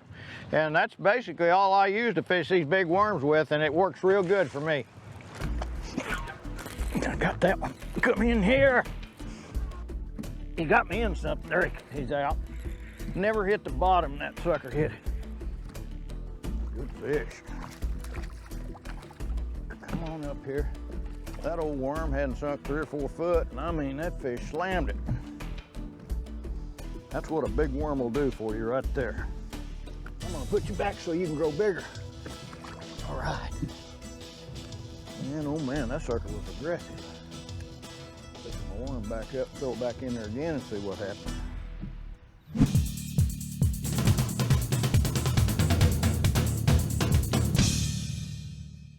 As a tournament angler, I fish a lot of places that are new to me, places I don't know real well.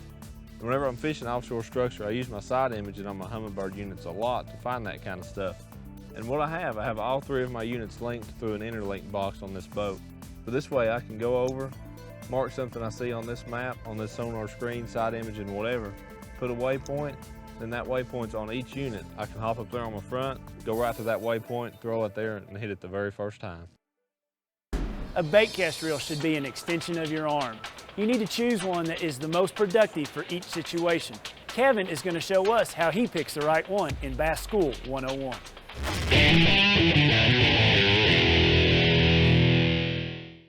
Hey, choosing a new bait caster is something that can be really confusing. You know, you look at all these reels, there's different sizes, there's different gear ratios, there's a lot of difference in the cost of them, but picking a good reel goes a lot further than that. You want to make sure that the reel that you choose is going to match the technique that you're going to fish, and it's going to match your budget. If you haven't shopped for a bait caster in a while, I can tell you that technology sure has come a long ways in the last few years. These reels are smoother, they're faster, and they have a lot less backlashes than they did a few years ago. And the price has really come down. So you can get some top-notch reels if you're even on a budget. You know, generally what you get by spending more in a bait cast reel is you're gonna get more features and you're gonna get more ball bearings. You're gonna get a smoother, better reel that's gonna last a lot longer. But you can still get a great reel if you're on a budget. One of the big things that you really need to think about when picking out a new bait caster is the gear ratio of the reel and what technique you're going to buy it for. You know, just like a golfer, I have different setups for different lures and techniques. If it's your first bait cast reel, I want to get something that's very versatile, that can really do it all. So I would recommend a gear ratio in the 6.3 to 1, 6.6 to 1. That's kind of a mid-range, faster reel. You can fish absolutely everything with that. But if you really want to get focused, that's when you want to get a few different gear ratios, some faster ones and some slower ones. For instance, you know, all your power baits, your spinner baits, your jerk baits, even flipping, pitching, you know, casting a worm, things like that. Baits that you fish on the bottom that you pull with the rod and you just use the reel to pick up slack line, that's where a high-speed reel makes you a lot more efficient. You don't have to turn the handle as much to pick up that slack line. You know, on the opposite end of that spectrum though, are the reels that you need for those power techniques where you're really trying to fish a lure that has a lot of torque. Your big crankbaits, your giant spinner baits, things like that, where you really want to slow down a little bit and have a lot more power in the reel. That's where a 5:1 or a 5:3 gear ratio really comes in. So we have a lot of different reels for any different situation that you fish. You want to choose the right gear ratio for the technique that you're using. Hello folks. If you haven't been to the Bass Pro Shop store in Springfield, Missouri, you don't know what you're missing. This place is amazing. Now, we've got a great show for you today. Let's get started. Today, Edwin Evers gets us ready for fall fishing.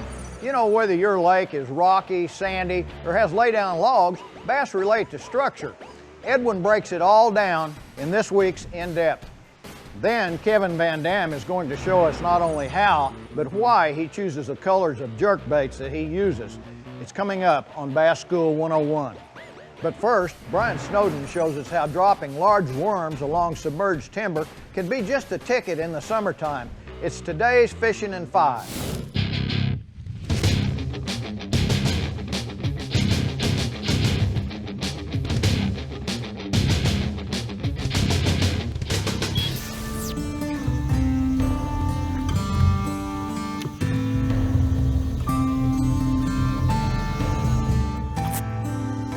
Next to the trunk of that tree and then allow that bait to start falling. What I like to do is I'll count it down to where it falls 5 to 10 feet. You know, once I start getting the bites, I'm going to use that count to maintain the correct depth.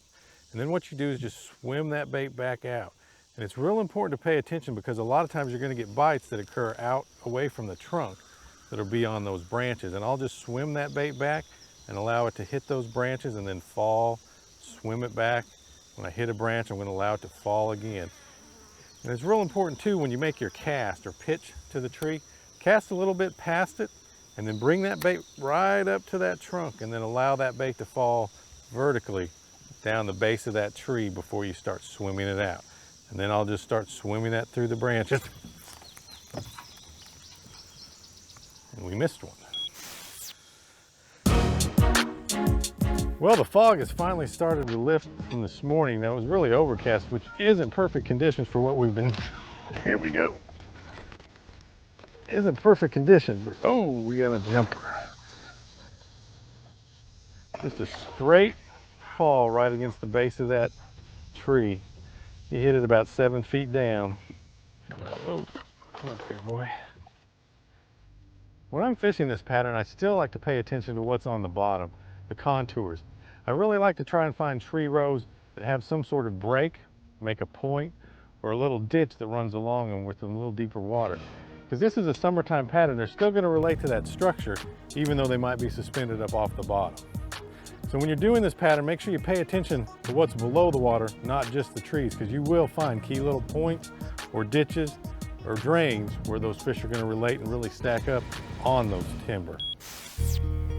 This technique seems to work the best in mid to late summer. After that water temperatures reach the 80, 85 degree mark, you're going to be able to catch fish on this technique anywhere you've got a lot of big hardwoods and some water depth. And I really like to fish it where there's a little bit of stain to the water. Say you can see a bait 1.5 to 2.5 feet down. Real muddy water doesn't seem to work as well.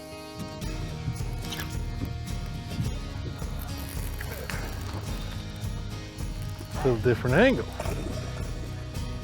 That actually got it in that branch and I was actually shaking it when he finally pulled it off of there. Come here.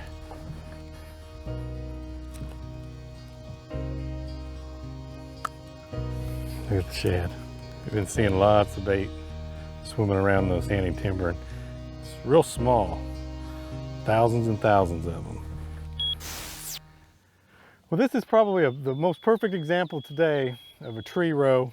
It's going to have a variety of different things, okay? You got some big trees, big, giant, nice, branchy trees. And you're going to have some cedar trees mixed in down there, which are also branchy trees. But then you've got a little point, runs into a pocket. So you're going to have a shallow area, go off into the pocket. It's going to get deeper, come back up on the other point. And so this is really one of those tree rows that should tell you where those fish are relating. On the points, suspended out by the creek channel.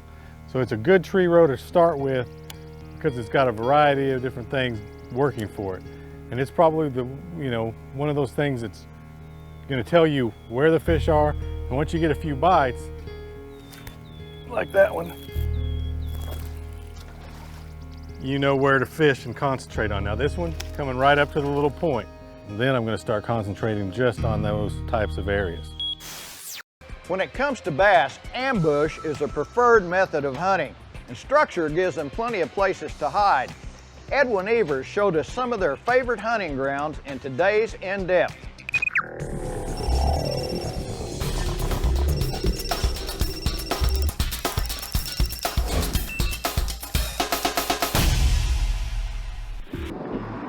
Guys, it's one of my most favorite times of the years to fish. It's fall and really well into the fall. I've got 61-degree water temperature this morning, and today it's going to be all about rocks. The fish really relate to rocks. They can be shallow, they can be deep, but it's just that time of year when I seem to get those fish really, really on rocks. The great thing about rocks is they hold fish year-round. There's no doubt about it. It just depends on what size rock it is. They'll spawn on the pea gravel, be out on the bluffs in the wintertime. So you can fish rock year-round. You just got to figure out what kind of rock it is and how deep you need to fish. Nice chunky little fish. Just trying to figure it out this morning, see where we're going to catch them. But I found so much in the fall, I used to struggle because I always fished brush piles. And for me, what I've learned, through years of experience is these fish really want to get on rocks in the fall. I think those big shad get up around these rocks, and these fish really follow them and get in on these rocks. That's a nice one. Man, he was shallow. The great thing about rocks is it's really great ambush points. There's really hard edges, vertical edges. You can have a big rock up shallow in a foot of water, yet there's still plenty of depth. If you have a big rock and it's real shallow, there's still plenty of cover there for a bass. You can still get lots of shade from it. A current break if you're in a situation where there's a lot of current or wind current. And they can just pin their prey up against those big rocks. If a shad or bluegill comes swimming by, or crawdad, you've got that wall, so to say, at that rock that fish is sitting next to, and it's really easy for him to pin his prey up against that. When I'm fishing this time of year, I usually just start in the back of, say, a mid-sized creek or a mid-sized pocket. And I'll start in the back and I'll work my way the entire way out. I'll fish every channel swing, every little point. But the first spot I fish when I'm on a body of water that I haven't been to, or that I haven't been to in a long time, I'm gonna just start in the back and I'm gonna work my way out, and I'm gonna figure out where those fish are. That's how I depict or get my pattern going. And that's what we're doing today. I just started in the back and I'm gonna work my way all the way out to the main lake to figure out where those fish are. One thing I really like to look for fishing rocks is transition areas, and right here is a prime example. I've got great big rocks, and it just turns to a chunk rock and then almost pea gravel back there in the back of that pocket. So it's just a good transition area. I'm always looking for differences when I'm fishing down any kind of bank, let alone rock bank, and right here is just a prime example of a good transition. On these rocks, you may catch them one week and they may be on a transition from chunk rock to boulders, or, chunk rock to pea gravel, or it may be a depth deal, but you can just follow them. As we get closer to winter, they're gonna move out of these back secondary points out to the main points, getting closer to the bluff. So, each week you may have to move one direction depending on what that water temperature is doing. You may have to move further out or further in, and just follow those fish on the different type of rocks in those situations. There's one. That feels like a big one. Oh my goodness. Looky there. Oh, golly, that's a 6-pounder. Oh, man, I hate that. That was a big one. Golly. I may not have caught that fish, guys, but it told me a lot. That's a very flat point. It has big rocks and a sharp drop right out on the end. I went over that point where I lost that fish. That fish came out of about 2.5 feet of water with a sharp drop off. So that is going to be something that I'm going to try to duplicate the rest of the day. Because when you get that big bite, whether you land him or not, you always turn your boat around, look at everything you can, and then duplicate it. That is what you're looking for. That one big bite clues you in to how to get more of those. basically this time of year, you know, the fish are feeding on shad. You know, that's why, you know, they're on these rocks, they're ambushing shad. And as it gets colder, that may change to crawfish. You know, they may want something just a little bit slower, or the shad's pulled out deeper. So you might have to change to crawfish. But those are the two, you know, main things that the fish are feeding on. So choose your baits according to those. You know, you either try to imitate some sort of shad or imitate a crawdad. There's one. Oh. Kind of getting that thing narrowed down to them points today. That seems to be where they're at, right on those points.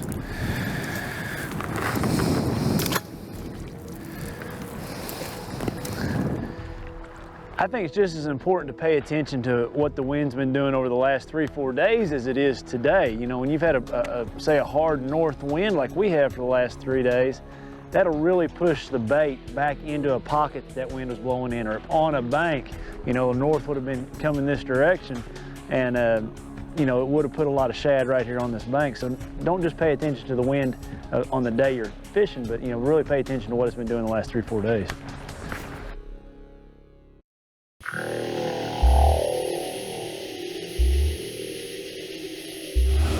One constant in the life of a bass that he loves to relate to structure. Take these cypress knees, for instance. They love to hide around them, or stumps. You know, a few years ago, I won a Bassmaster event on Toledo Bend. It was out on a massive, extensive flat, and I was pitching and casting jigs around those stumps. The bass were laying in there, not expending much energy, just waiting for that jig to come by. So use structure in your fishing. You'll catch more bass.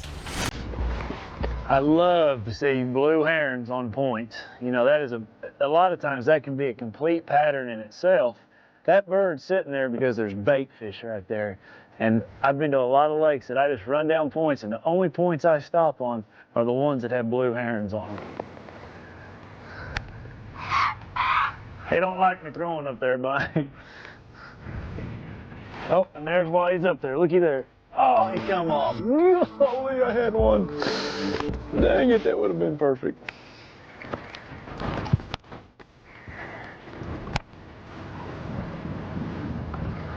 There's one. Oh. And I hadn't made very many casts with that jig at all. Come in here, buddy. That's a chunk. I like it when they eat it like that. Thank you, buddy.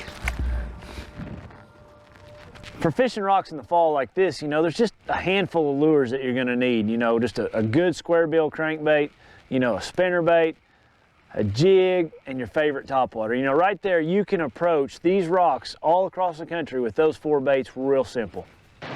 One thing that's important in the fall is to figure out, you know, these fish, it's kind of a transition period. They're going to be feeding on shad, you know, all fall. Then in the winter, you know, they still feed on shad a lot, but they also start feeding on crawdads. So, you know, for me, I'm going to go through, you know, an array of a few different lures and try to figure out exactly what those fish want the most. You know, whether it's a crawdad style bait on the bottom, like a jig, like I've got right here, or, you know, a crankbait or a spinnerbait, maybe even a swim bait this time of year. But you got to figure out what those fish are keying in on the most for when you're there. You know, a great bait for me today was this Knuckle 60. It's just a square bill, a bait that I can cover a lot of water. And what I like about this bait is it's very realistic. It looks like a shad. This color here is called Sexy French Pearl.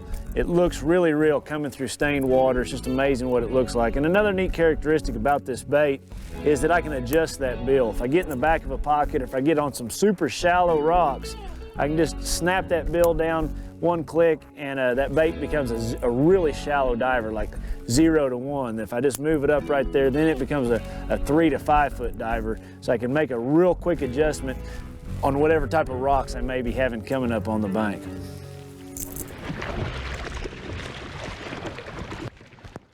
I got any big ones going today, but nice one. You know, maybe your lake that you're fishing doesn't have, you know, rocks or just, you know, big expansive rocks, but, you know, those fish will relate to the rock that you do have. You know, you just may have boat ramps, you know, and have rock on each side of that boat ramp, or the boat ramp itself, or maybe the face of the dam, you know, riprap banks. Any of those things, you know, those are great places to check on your lake if you don't have rocks like this. you know, that you can still catch a lot of fish off of. It's important to me to fish rocks parallel, you know, especially if I'm fishing deeper rocks. I want to keep my bait in that strike zone as long as possible. I want to put my boat up next to the bank and throw my bait, you know, parallel to those rocks. I just feel like my bait's in the strike zone a lot longer is the reason. Oh, there he is. That's a nice one, too. Golly. I just got done saying that ought to be a good spot for one to be on those rocks where those rocks are sticking out. And I want to tell you something that I did right there that's a little different. I hit that rock and I burned my bait. Once I hit it, I burned it to try to, like that bait fish was trying to get away. And then I stopped it like 6-8 feet from the rock. And that's right when he killed it. That's just a little tidbit, you know, if you've got a spot, no matter what it is, rocks, laydowns, whatever it is, I always try to imitate what I think a bait fish would be doing. So I burned that thing real hard and then I just killed it and boom, that's when he ate it. Just, you know, trying to imitate what a bass would be eating, you know, that's I guess what I'm trying to say, or what I do a lot. You know, I'll give it 4 or 5 real hard winds and I'll stop it, and that's exactly what happened right there.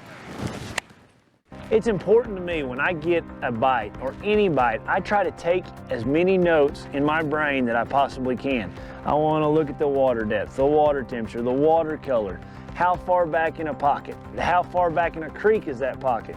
There's a lot of things that I try to process through my brain on every bite that I get when fishing rocks, and each one of those things helps put that puzzle together a little faster.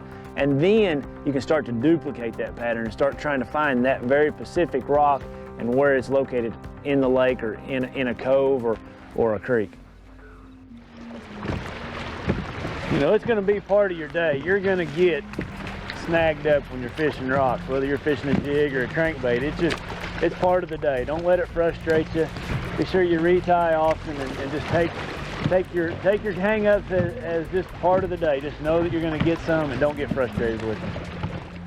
You know, there's a lot of rocks out there and they're great fish holding characteristics, but you know, you just have to figure out which ones they are on any given day. And for me today, you know, I really figured out that they wanted to be on big, flat rock, but not real deep. They wanted, you know, needed to be up shallow, you know, say 1 to 3 foot, close to deep water. I found and fished some shallow flat rock that fit that bill, but it would be a long ways to say 10, 12 foot of water. So, you know, that was the main deal for me today, just finding some really shallow rocks close to deep water and, you know, just throwing a square bill crankbait. I was throwing a Mega Bass Knuckle 60 up there and, you know, winding it pretty fast. You know, I had to trigger those fish to get a bite, you know, to get them to bite and cover a lot of water.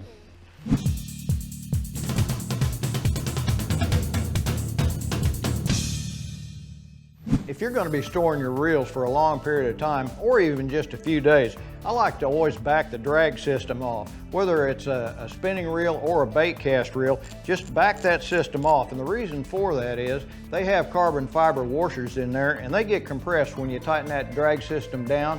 And if you'll back that off and let those drag washers expand back out, the next time you pick it up and readjust it, your drag will be just like a new reel. Lure selection is important, but choosing the right color doesn't always guarantee success. Kevin Van Dam shows us some factors he uses in determining what he fishes in today's Bass School 101.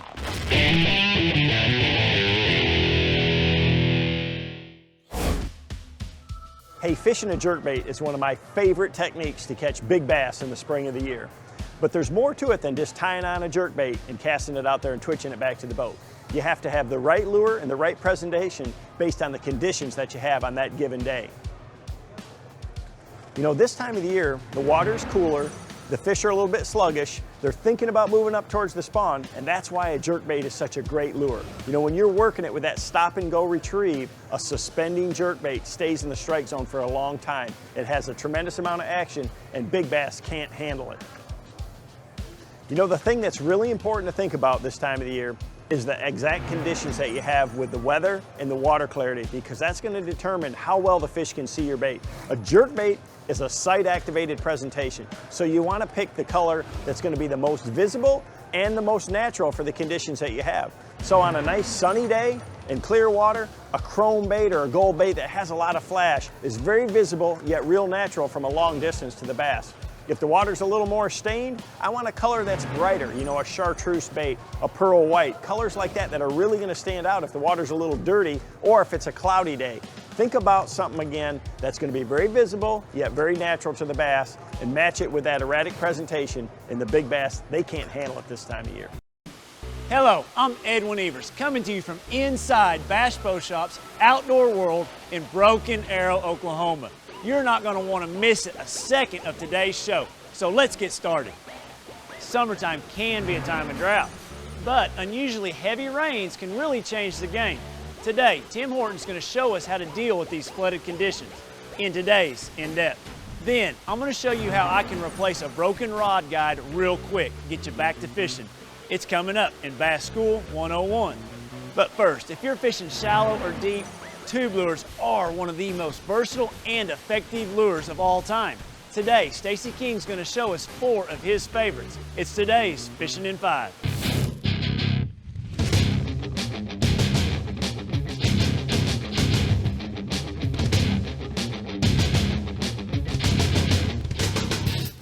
There's one. That feels like a pretty good one. That's a good one.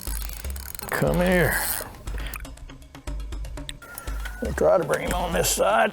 Man, he's stout. Pull and drag. Just does not want to quit.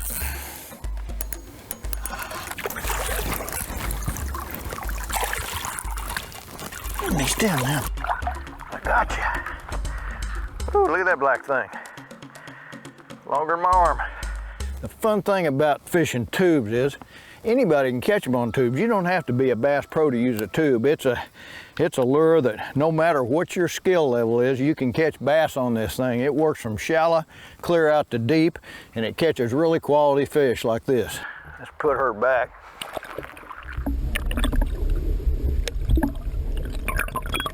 Here's my favorite tube selection. The one that I'm using, I've caught most of my fish on today, is a little 2 3/4 inch teaser tube.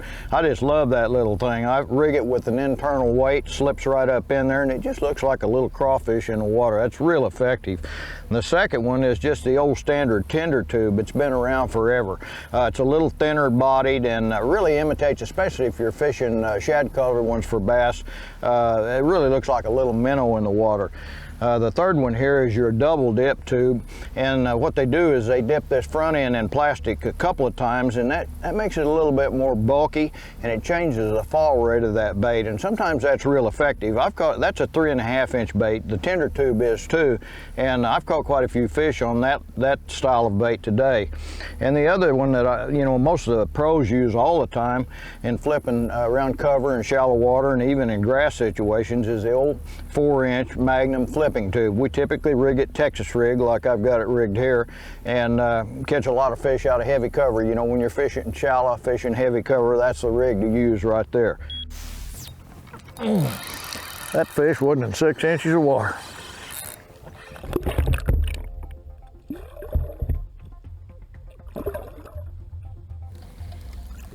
There he is. Come here. He really had a pretty little smallmouth. Grow up. Got him on one of those double dip tubes. Here's the heads that I'm using today. That's a little internal 1/16 ounce head with about a little number 1/0 hook. And here's another head that I haven't really used too much today, but I wanted to show it to you. It's a stupid tube head. I haven't been fishing it much today because I've been fishing open hook, but you can take and turn this around inside your tube and rig it weedless, and it works pretty good when you're fishing a tube in cover. But as far as color selections goes on tubes, I typically stick with the browns, the green pumpkins, the browns, the blacks, the crawfish type colors. Just like I would in a jig selection. And then if I'm around shad, or if you feel like there's a shad bite going on, I'll go with the whites or the silvers or something that really looks like a shad. And you can't hardly beat them. A tube is just a great lure to catch a lot of bass with. As you all probably can see, most of the fish I'm catching today are super shallow, real skinny water.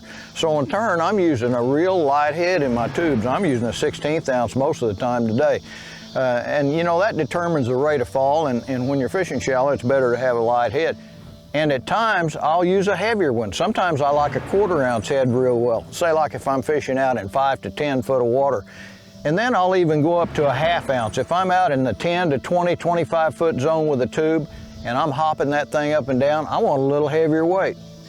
And you know, at times I've even gone to a 3/4 ounce weight. When I was fishing 40, 50 feet deep for big old spots on Table Rock, that 3/4 will get it down there fast. Today, I've been fishing my tube on a spinning rod almost all day long. I really like to do it that way. But at times, I'll put it on a bait caster, especially when I'm fishing heavier line and heavier heads.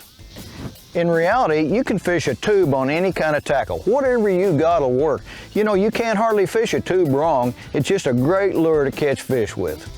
Oh, golly, there's one. Oh, man. Where's one? There he is, that's a big one. Isn't that a pretty thing? Yes.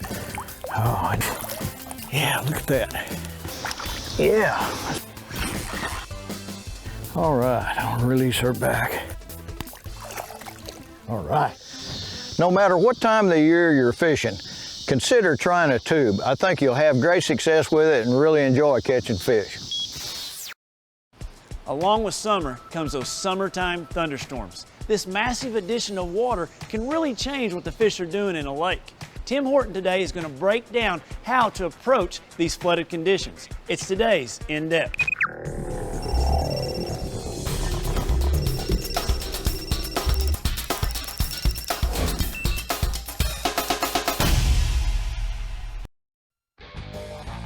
It has been raining and raining. I mean, just flat out pouring. It never rains like this. What happens with this Tennessee River system is that water gets to going, and it gets to going through those floodgates, and they just let it go. And I'm telling you, it pulls those bass off of the main river structure that they're normally on in the summertime. You know, it wasn't that long ago that these schools were lined up out on that main river. Now they're having to flow and get in the mouths of these creeks. And the thing about that is, you have to go every 4 or 5 miles to get to the mouth of the creek. So you think about all of those fish out there on the main river are now funneled into these small areas, and man, are they biting. There we go. Coming up.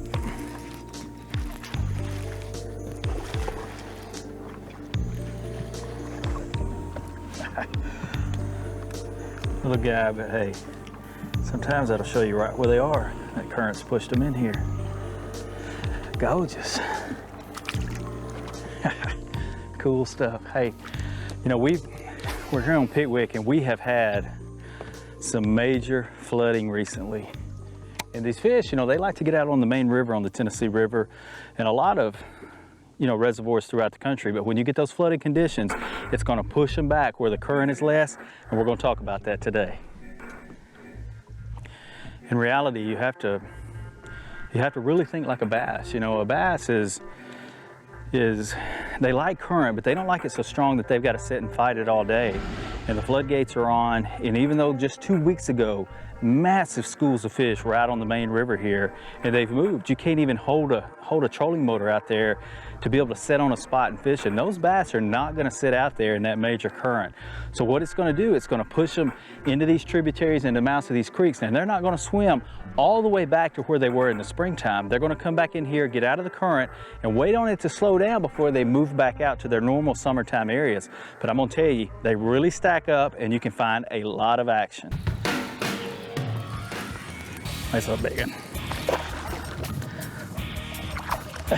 Hey, I tell you, you can get in some of the best fishing action of the year by taking advantage of that heavy current out on the river. Remember, the bass are going to move. And if you think about it, every bass for 30, 40 miles is going to come into the mouth of these creeks, and they're going to be stacked up. one thing that happens also is this is just like fish coming out for the first time. When these schools, you know, when we go to spring to summer transition, these schools that you find, that's when the fishing is the best because they're there and they haven't gotten a lot of pressure yet. These fish have just gotten on this spot. Schools are getting mixed together. You may have one school from one part of the river, another school from another part of the river, and they're coming together and they get real competitive, and you can take advantage of that, and it makes for some awesome fishing. There we go. That's a big one. That is a big one there. Oh yeah, that is a tub right there.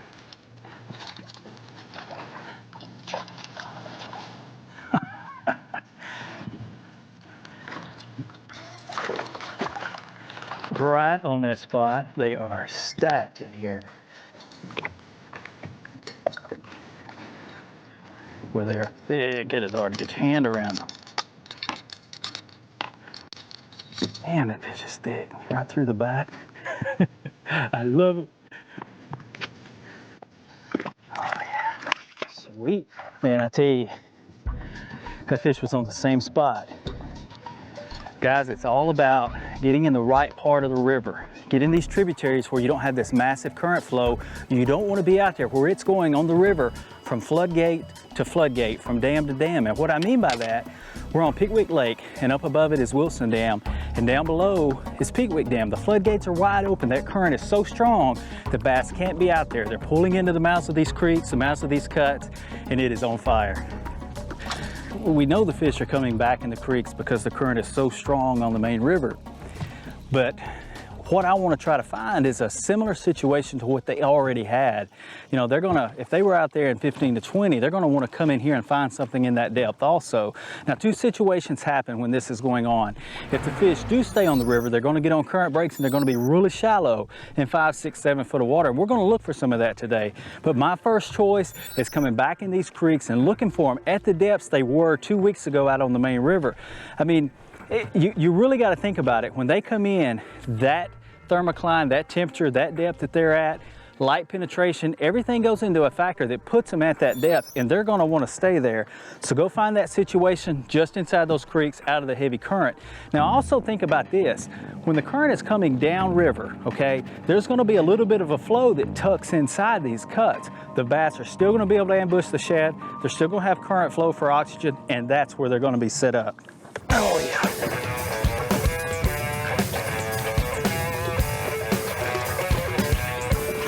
I tell you, we came across it right there. We came across that little spot right there. I threw a.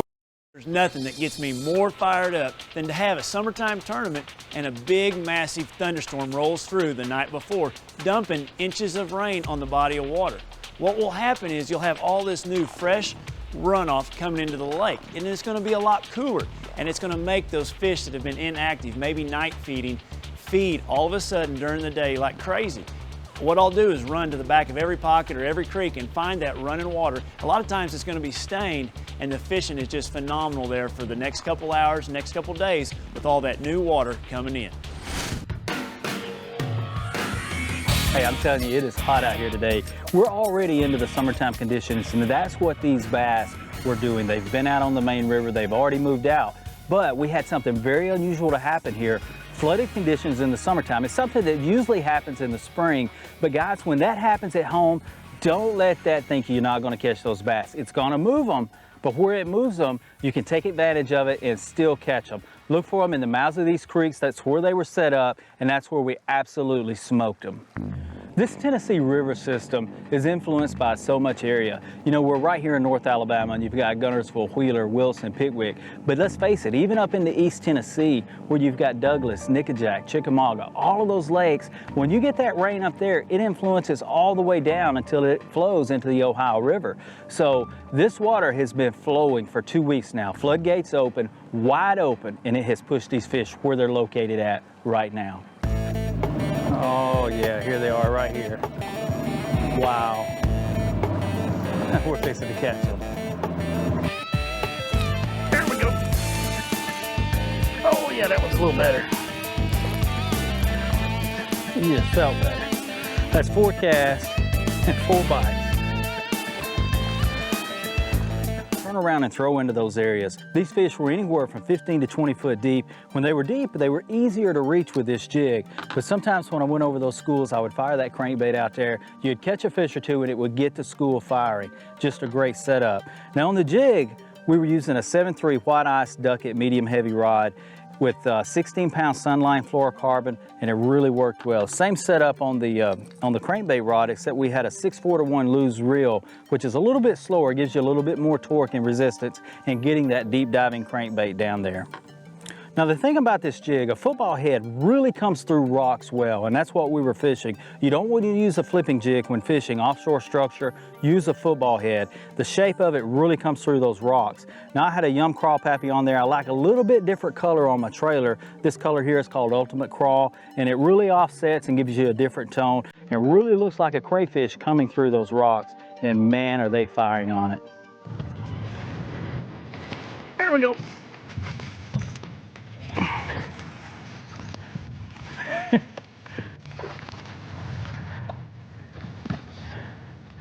If you're not smiling there, this creek here we're in, for instance, they're gonna come out on some of this main structure right off, and that's where they're gonna set up at.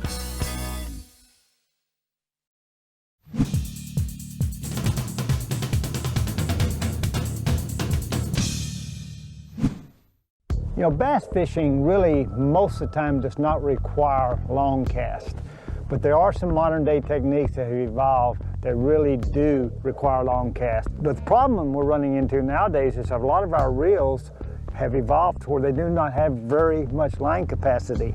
And so I'm using a saltwater reel for that. This thing will hold 14-pound test up to 175 yards, where the conventional reels now will probably only hold about 120 yards. But if you want to increase your distance, increase your line capacity, I highly suggest you look at some of these saltwater reels. It's inevitable. We have all done it at one time or another. Stepped on a rod guide or had a rod guide chipped. I'm going to show you today how I fix these and fix these quickly. It may not be pretty, but it gets the job done. It's Bass School 101.